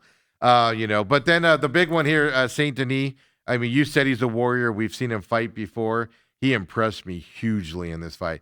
He's got no F's to give and wants to be the best, and he's got enough to be the best out there. He dominated Hooker to the point where it became uncomfortable watching that fight with the domination from that side. Saint Denis, I mean, they've got to be promoting him up to the top at this point, right? Well, he now surely propelled himself into the top 4, but that's a really tight, tough division. Yeah. And we'll see who and what they give him next. Yeah, because I mean, just was he special forces guy? and French paratrooper. he goes into that fight, and he takes that mentality of it's me against the world right now, and I got to survive this, and he does not let it go. He was rushed into Poirier a little too quick, and then he got exposed against Moicano in a fight that was weird. But he's rebounded from those losses and now shown up to fight like this. Yeah. So you got to give him some cred. Absolutely. I mean, it was amazing. And then, like I said, it went on a little too long. But then the main account here, Volkanovski and Diego Lopez here. This was a dominating fight by Volkanovski. I thought the scorecard was a little off. But then I saw your post, and you were pretty even with the judges there as well. I thought a couple of rounds there, Lopez was pretty close to winning those rounds, even if he didn't win them. But everybody else seems to think that was domination there by Alexander. I saw 49-46, and many others did. It doesn't really matter if it's 48-47, excuse me, or 49-46, because Volkanovski just had it, and Lopez wasn't busy enough. You can't learn wrestling and deft footwork in a cage in a year, especially if you have a fight in between. It's an evolution, not a revolution. And they rushed Lopez back. Why? Because they wanted a Mexican champion. Had he won, that would set up beautiful future fights. Now they're going to make Evloev, a Russian vice grip, boring wrestler, fight Lerone Murphy in London in an upcoming card. And that winner probably gets propelled into Volkanovski. So the interesting thing, it came out after the fight that Lopez broke both his feet in that fight. Mm-hmm. Don't know when it happened. After the fight, he was walking around like oh nothing no, he was wrong. limping bad. As soon as the fight was over, he couldn't get out of the cage. I saw. Okay, so I didn't see that far. I saw the interview and I saw him leaning against it. But when I saw after the fight, he was. I didn't see him like seriously. Oh yeah, going. no, he was. But obviously that affects the way you fight too. Oh no! Well, I mean, those leg kicks. I mean, Yeah. I mean, if you've never tried it, just try it on a heavy bag, let alone some man's shin. Hitting their shin bone. And you're gonna break toes. You're gonna break knuckles on your toes and bones in your feet. I mean, it takes a while to get used to that Yeah. kind of So- striking. So does it hurt? Does Lopez fighting in that fight? And, he got dominated. There's no doubt about it. I thought a couple rounds he kind of stood in there and fought, but does that change the opinion on Lopez here moving forward? Because he gets a lot of those big name fights. No, he needs did. to change camps. He needs to work on his wrestling and his footwork. He needs to go back to the drawing board a little, fight a couple of fights, get himself back and ready to Okay. get into the upper echelon. Yeah, just curious on that because I really like him as a fighter and he's impressed me a lot. Oh, and he's then a in great this one, kid, it was yeah. like, come on, man. Like I expected more from you in this one, but it's also your opponent as well. I mean, Volkanovski looked really good in that fight. I thought. In and out, up and Yeah. down, combinations. Volk's a beast. Yeah, so it was fun. So that was last week's numbered event. Now this week we come here to the Meta Apex is what they're calling it now, and everything up here in Las Vegas. 6 p.m. Main card here on Saturday night before they have an off week next week as well. So coming into this one, usually on the Apex you're going, at least I'm going, I don't know. Some named people in this fight here, but like I usually do here, I'm going to leave it to you here to tell me which prelim fights we should pay attention to here as well. There's one in the on the female side that I've seen some people talking about as well, but then you've got a Nurmagomedov in this fight as well. Who just here. dropped out of the fight Did he? today, yes. This morning, of course. The one I know drops out this morning. Right. And as a lot of well. these names we've seen, Yep. but they're not necessarily that great a fighter. But we'll start in the Yeah, you tell us on the prelims because I don't want to waste time on a fight that you have no interest in, and I don't know him. So Segula, a Polish fighter, against Cachoeira. Cachoeira is a killer, but she gets beat. She's rough. She has no ground game, but she's got power and she's willing. She's 10 years older than Segula, so that makes it a pass because of the age. But I'd ask you to watch that because Cachoeira is not out of that fight with her power. that's the first fight of the night as well. They're from Brazil and Poland. Next fight is a Polish fighter named Wiklas taking on Muin Gafarov. Gafarov is a Tajikistani fighter. He's been off a little bit. These guys are well matched. Wiklas retired Patchy Mix. Patchy Mix is no longer in the UFC, and he did that in his debut fight. Wiklas is going to be 3 inches the taller man, 4-inch reach advantage, and I think he stands a chance in this fight. Gafarov opened -150, Wiklas +130. That changed immediately, and now Wiklas -120. What is he now? Wicklitz is +114 on DraftKings. We use DraftKings for UFC for their preliminary fight stuff. Yeah. +114 for him. Yeah, and he was released on the sneak teep this week. If you listen to all the way through, you'll get buried nuggets within. And we took him at +130 when he on the sneak teep. I think it could have been 120. Yeah. But we took him as an underdog on the sneak teep. The next fight, Wong, Kang, and Mora, no real thoughts about. And then we go into the early prelims. And the good news about Paramount is it's going to be 3, it's going to be 5, and it's going to be 3, it's going to be 4, it's going to be 6. Every single week. We're not going to have to wait till 10 o'clock at night for cards. Yes. So Paramount's going to universalize that, which is nice. So Bashrat, there's 2 Bashrat brothers. They're both Afghanis. They're both vice grip wrestlers, no power, pillow hands, but they're capable wrestlers. And the least of the 2 talented ones is a bantamweight fighter, Javid, who was supposed to fight Saeed Nurmagomedov. Nurmagomedov had to pull out. In steps Johnny Vasquez, who I believe is a Hispanic or Mexican fighter, but he's been on the lower circuit. They just needed to fill a body in there. He gets the opportunity. Not only is that a tough call for a guy, but he's fighting a guy at 135, Yeah. and Johnny Vasquez fights at 125. So it's the weight cut's going to be easy for Yeah. him. But is he really ready for a bigger man like that? So that makes that The one size difference. difficult. Javid will be a pretty good size favorite. No here. numbers on that at all yet. Not on yet. DraftKings. Yeah. Then you got Ketlin Souza and Bruna Brazil. That'll be a competitive fight. and one that I'm really, again, it's females and it's 115 pounds, so they're straw weights. That'll Decision be coming. is yeah. what There's we're a saying. decision coming. You see, we got Steve all teed up now Minus 375 tells me a decision's coming. on the over, right? Yeah, on the Yes, over. exactly. Yeah. Then we get another another late notice. This Veretennikov was supposed to fight one guy. That guy dropped out. They give him a second guy. That guy drops out, and now Nico Price jumps in, says, "I'll take the fight."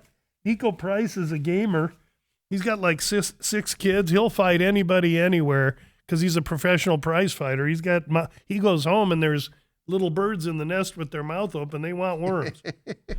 So Price is a huge underdog against Veretennikov. And why? They're both 36. They're both about 6'1". They're both 170 pounds. But Veretennikov can strike, and he's a Russian wrestler. Price is a long, tall striker with not great wrestling skill.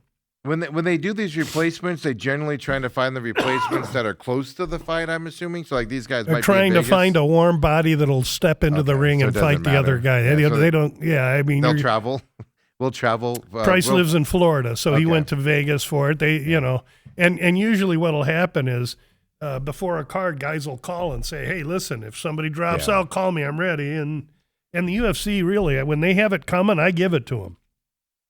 But they're deft about putting in short notice fighters and keeping their cards alive, which entertains us. Absolutely. So, Next fight then is by the way, there's no numbers on that fight yet on DraftKings at all. on so- Price and Veretennikov. Veretennikov is minus 325. Is it? Price plus 275. That was the opener. Yeah, they're not in the system right now, along with that Nurmagomedov one. So, just pay attention to that. He gave you the opening odds there. But, Yeah. Sorry, Lou. Go ahead. Yeah, and I'm looking to see if there. Does anybody else have it up? That's No, that was opener at Bet Online. yeah. So they haven't put those numbers up yet for any of the. And they're in replacement no fights. hurry. It's Veretennikov's going to be a Well, huge favorite. If he's a Just 300 take my word for favorite, it. yeah, why rush it out there? It's just gonna move, right? Probably his way. Well, they just want to make sure they got a good number and they get a decent total so they don't get exposed, obviously. And Price, he's long and lean and mean. If he knees him and Veretennikov's jumping in for a takedown, anything can happen. These are the fights, after all. Now, the next fight, the main event on the prelims, Alex Morono, a 35-year-old Texan who's durable, tough, but he's lost his last 4 out of 5. And he's fighting a guy 10 years younger, 25 years old, named Donchenko, who is a Ukrainian fighter, so he can wrestle, and he's got hands. And this one is an obtuse number as well, showing Big. that Donchenko is a big favorite here. 675 right now. Yeah. On that side, yeah. Usually the fights, right? The last prelim fight's usually a close fight and a banger because obviously before they wanted you to buy the pay-per-view or whatever coming up on it. But this one's a big mismatch here. Yeah, I mean these whole By the way- sets of fights here are tough. I mean, outside of Wickless, you didn't hear me say that I've released any of these Yes. other fights, so we'll be Well, watching. Oh, the over/under on this is 1.5 minus 135 to the under here for Dashenko. Obviously, to finish Moreno pretty quickly, and here's what they're saying. Yeah, and while I may think that the Price Veretennikov, depending on if that was 1.5, I might look at Price on the over, but not on Morono. Even though Morono's game and tough, I mean, when you've lost 4 of your last 5. Yeah, that's trends, right? We talked about trends earlier. Pay attention to those. So we get the main event here as well coming up. First fight on this one, Dustin Jacoby, Julius Walker coming our way. Yeah, Walker, 11 years younger, inch taller. I'm just not sure if he's got the ability for Jacoby. Jacoby is a U.S. fighter, was supposed to fight Jimmy Crute, an Australian, in the Australian card last week, so they got him an opponent for this week. And Jacoby opens minus 140. Now he's minus 205. I suppose I agree with that. Minus 185 on DraftKings right now. So Jacoby's the fave. I don't know enough about Julius Walker to invest in him just yet. This will be a due diligence fight. Okay, perfect. Matsumoto against Basharat. Beshrat, Farid, the brother of Javid. Yes. And so these guys are 135 pounders, just like the brother is a 135 pounder. And they look the same. I mean, you could almost switch guys in the fights and you wouldn't know. Javid, again, Afghani fighter, heavy wrestling, coming off a Gutierrez win. Decent win, but nothing heavy. And Matsumoto has impressed me. His last fight he won against Miles Johns, and he lost in a competitive battle against a good fighter named Rob Font. I'm interested in Matsumoto here. I think he's a live dog at, what do you got, plus 185? Plus 225. I think Matsumoto's live here. We're going to find out if he can stop a takedown. Because what we do know is that Farid is selling out for the wrestling in this fight. He's got pillow hands like his brother. He ain't knocking no one out. He's going to try and get him down, get on top position, and wrestle him up. If Matsumoto can keep this fight standing, I think he stands a good chance. Over under on this 2.5, minus 410 to the over. I already said Basharat doesn't have any power in his punches, so it's going to be more wrestling. Matsumoto possibly a finishing candidate? Yeah, he is. And if you wanted to throw a long bomb and you want to take Matsumoto inside the distance kind of thing, Okay. I wouldn't blame you. All right, perfect. Then next up, you got this one. Lou, go ahead. Help me out here. Marc-Andre Barriault is a Canadian fighter who is slower than evolution. He's lost 4 of his last 5. He's a gamer, pure kickboxer striker, and he's fighting a guy in Michael Oleszczyk who's from Poland and used That's to how fight. you say that? Oh, yes. And Oleszczyk, Michael O is what we call him. Yeah. So Michael O used to fight at 205, and he gave guys trouble there. When he moved to 185, he's a killer. However, if they match him up with anyone that can wrestle, he gets taken down and beaten. He has no takedown defense and really any wrestling acumen. The jackpot hit for Michael O is that he's got Barriault in this fight, and these guys are going to stand. And for that reason, this is a brand new lawn boy lawnmower over spring grass. Michael O's going to knock Barriault out. Michael O's 5 years the younger guy, almost the same size, but his power in his hands are just too much. He's recently switched and gyms, and he fights now with those goofy fighting nerds with the tape on their glasses, which is unusual because that's a Brazilian gym, and Michael O is a Polish fighter. So however that works, it works. But I'd be looking at Michael O in some form of inside the distance. Yeah, over under on this 1.5, minus 175 to the under as of right now on DraftKings. So an inside the distance kind of a move. And that's why you see Michael O priced at what, 3, minus 3 something? 485 right now, Yeah. minus 485. Good Lord. That's gonna be a quick one, is what I I'm think hearing so. here. Like the walkout's gonna take longer. Than Maybe. the fight possibly. Okay. Next up, you got Almeida and Kuniev here, Russian fighter versus a Brazilian fighter. That's right. And the Russians and the Brazils hate each other. They have a great rivalry between Sambo and wrestling against the BJJ. And Kuniev is in his sophomore fight. In his first fight, they gave him Curtis Blades. Holy cow. What did he do wrong to have to get Curtis Blades? Not only that, many thought he beat Curtis Blades. Curtis Blades won a split decision, and many in press row scored the fight for Kuniev in a 3-round fight. Kuniev's big, he's strong, he's got power in his hands, and of course, being a Russian, he can wrestle. I just don't think he comes with the typical wrestling base that most Russians do. Jailton Almeida, Kuniev will make weight at 266. I was gonna say, this is a heavyweight fight, so when I heard wrestling there, it kind of piqued me up a little bit. Yeah, when Kuniev steps on the scale, he'll be 265 and a half or 266. And when Jailton Almeida steps on the scale, he'll be 245 to 248. And that's because Jailton Almeida did all his fighting at 205. The problem was not one 205er would get in the cage with him. Yeah. The dude's an absolute killer. They're probably looking up at him, right? He's a freaking killer. And so slowly over the course of 4 or 5 fights, I mean, his first one was 222, then 230, 234. He's packed himself with muscle slowly and in an evolution that makes it successful for him to be a heavyweight fighter. Jailton Almeida only has 2 losses. Early in his career, Blades beat him. Jayton Almeida, for the first round, ragdolled Curtis Blades, spent all his juice, ran out of gas, then Blades got him in the second round. And then Jailton Almeida just lost a razor-close split decision fight to Alexander Volkov, the number 2 ranked heavyweight. Listen, Almeida is the real deal. And the intrigue to this fight, in my opinion, is the body types. Jailton Almeida is chiseled out of marble, and Kuniev is like the Midas man. You know, he looks like me. He's rotund, and don't take anything away from Kuniev just because his body type ain't there. But Jailton Almeida, I believe, has to sell out to get this fight to the ground. And if he does and he can get on top, he'll own control. And if he can't get this fight on the ground, if it stays standing, the Russian Kuniev should have advantage. Jailton Almeida opened minus 550.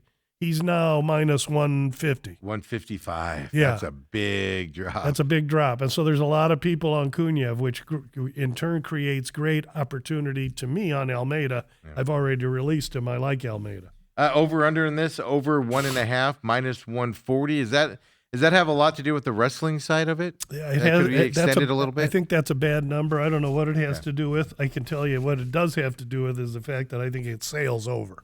Yeah, it goes way over on that. I believe so. Yeah. Perfect on that one. This is when I saw it, I didn't realize it was a heavyweight because I just saw Almeida's picture and I just assumed. Oh no, this dude, and then I looked over and I was like, oh, this is a heavyweight fight.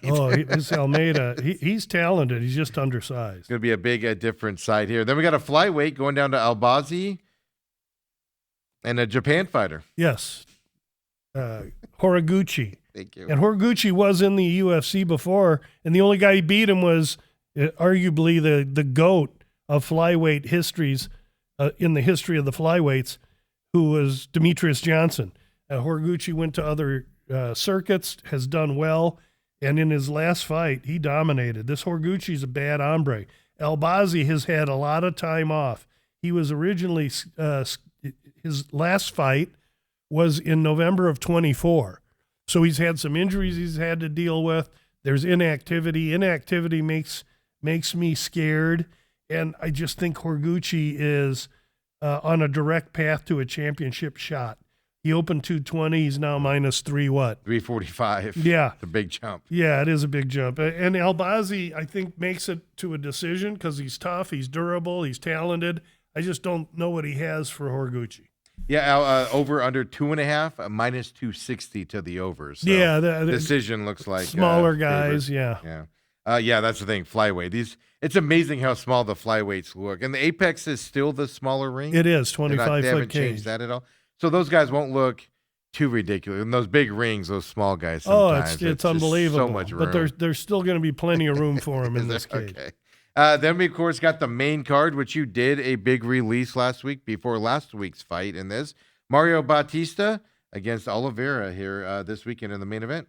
Yeah, this Vinicius Oliveira, Brazilian fighter, he's fast, he's quick, he's powerful, he enters with great momentum, but he's stepping up into a fight against this Mario Bautista too quick and too soon. He's being rushed. I think the UFC wants him to win. They'd love to see him win because Mario is quiet, strong. He doesn't talk a lot. He lets his talking take place in the cage. Mario's coming off a loss to Umar Nurmagomedov, a guy I have a bet on to be the champ at the end of the year. And Mario fought him. Mario, I call him by his first name because I know the young man, fights up here at the MMA lab in Phoenix. And his level of competition faced, how he's fared against it, and the fact that this is his first 5-round main event fight has him finitely focused. This gym's totally looking forward to this. And what we'll see is round one, I think we'll see a little bit of a speed and power difference where Mario will be trying to cut the cage and corner him. I look forward to Bautista trying to wrestle up Oliveira in the first 2 rounds.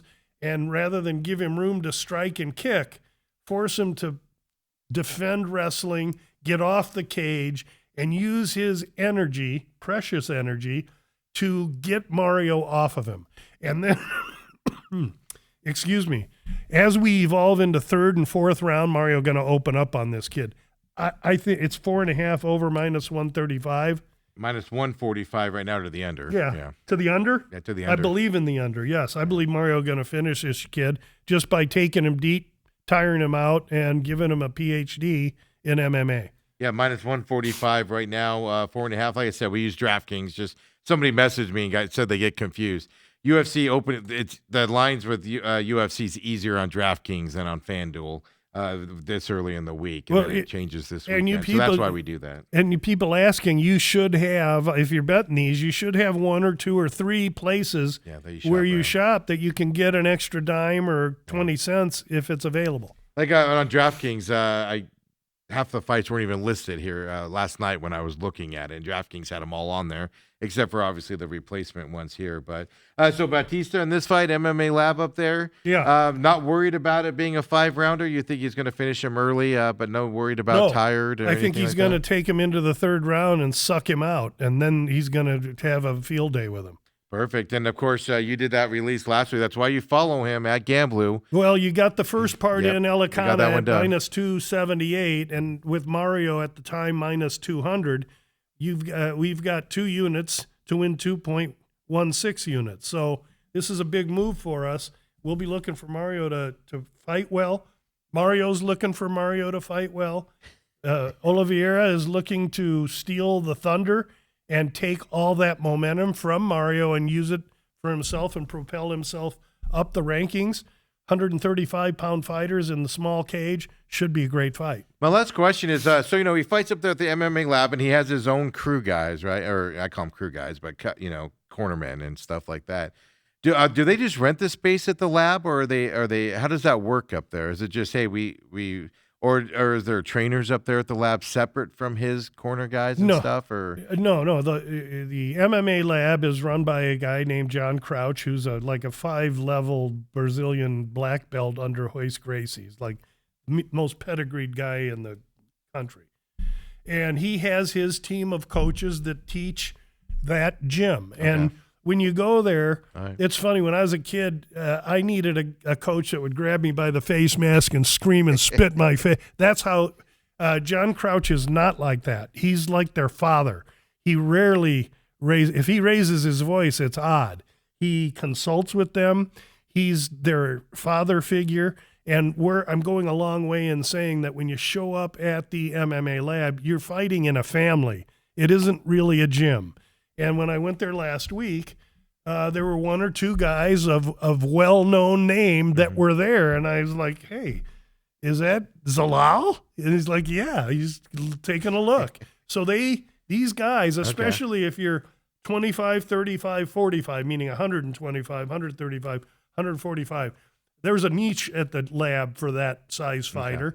They also do well with 55 and 70, but there's always guys that want to take a little different look, get a little different taste. Yeah. And to see new guys there, I go right up to them and I tell them, hey, this ain't no gym. This is a family. And then I get out of their hair. yeah, they move. They just think I'm some old dude hanging around. One of the which is what I guys, am. in one of the fights last week in Australia, a fighter had moved down there. He's like, Australia's my home now. And it's because he went there and he determined that was that's the style. Hoofy, who went down to Hoofy. train with Volkanovski, Yeah. and he's a fighting nerd that left the nerds to go to Australia, which is odd. Looked pretty good to him. He knocked was my happy guy with it. out. But that's what kind of begged that question here, and it was kind of in the back of my head was, these gyms, are they recruiting guys, or is it just a guy goes, I need to change something about my fighting style. This gym can't give it to me, so I got to go here. So there is coaches and things to go to these gyms. So it's not like, It's a MMA combination. Lab, and you walk in with, hey, these are my guys to train me, and you guys stay out of it. We're just going to use your gym. No, they anybody wants to come, they'll take as long as you're coachable, and you want to be there. Yeah. But I don't think any of them really recruit. They've got enough fighters in their yeah. camp, and so Batista's going to do its own recruiting this weekend, right? The fighter does his research and says, these guys are really good at wrestling over here, so I'm going to go try. Okay. Yeah, I was just curious on that, on how that worked. and everything. Because when I heard that with, like you said, Hoofy over the weekend, I was like, I got to remember to ask Lou about that. Yeah. I got to get up there to that MMA lab and check it out one time as well. So just see how the inner workings work. Let me know. Saturdays usually, now not this Saturday because they're up there getting ready for the fights. Yeah. But a Saturday at 12:30, the pros go from 12:30 to about 2, and it's great learning. We'll have to go plan on that. I'll have to drag Lou up there with me since he knows. Well, no, Lou goes up there anyway, but I'll drag you to the Waffle House, make you buy me a cheeseburger. How's that? We'll do that, right? We'll do that. Just anything to help the knowledge here on the sport and how it grows and the inner workings of it, I think can't hurt you out there. So, Lou, as always, so next week, no UFC fight next week. They're taking Valentine's Day off. Love is in the air. Next year, the Super Bowl's on Valentine's Day. Yeah, so there you got all kinds of Well, which means the holiday weekend, which too. means guys go out and get your dinner reservations for Friday. Absolutely. And then so that's next week. But coming next week, we'll talk the hockey. We'll talk all that stuff as well. There's other sports on the horizon, so I'm coming in, and we got stuff to talk about. Let's do it. So Lou will be back next Thursday as well. Follow him, Gamblu. Hit him up as well if you have questions. And otherwise, we'll see y'all later. McCall on Business coming up at 11.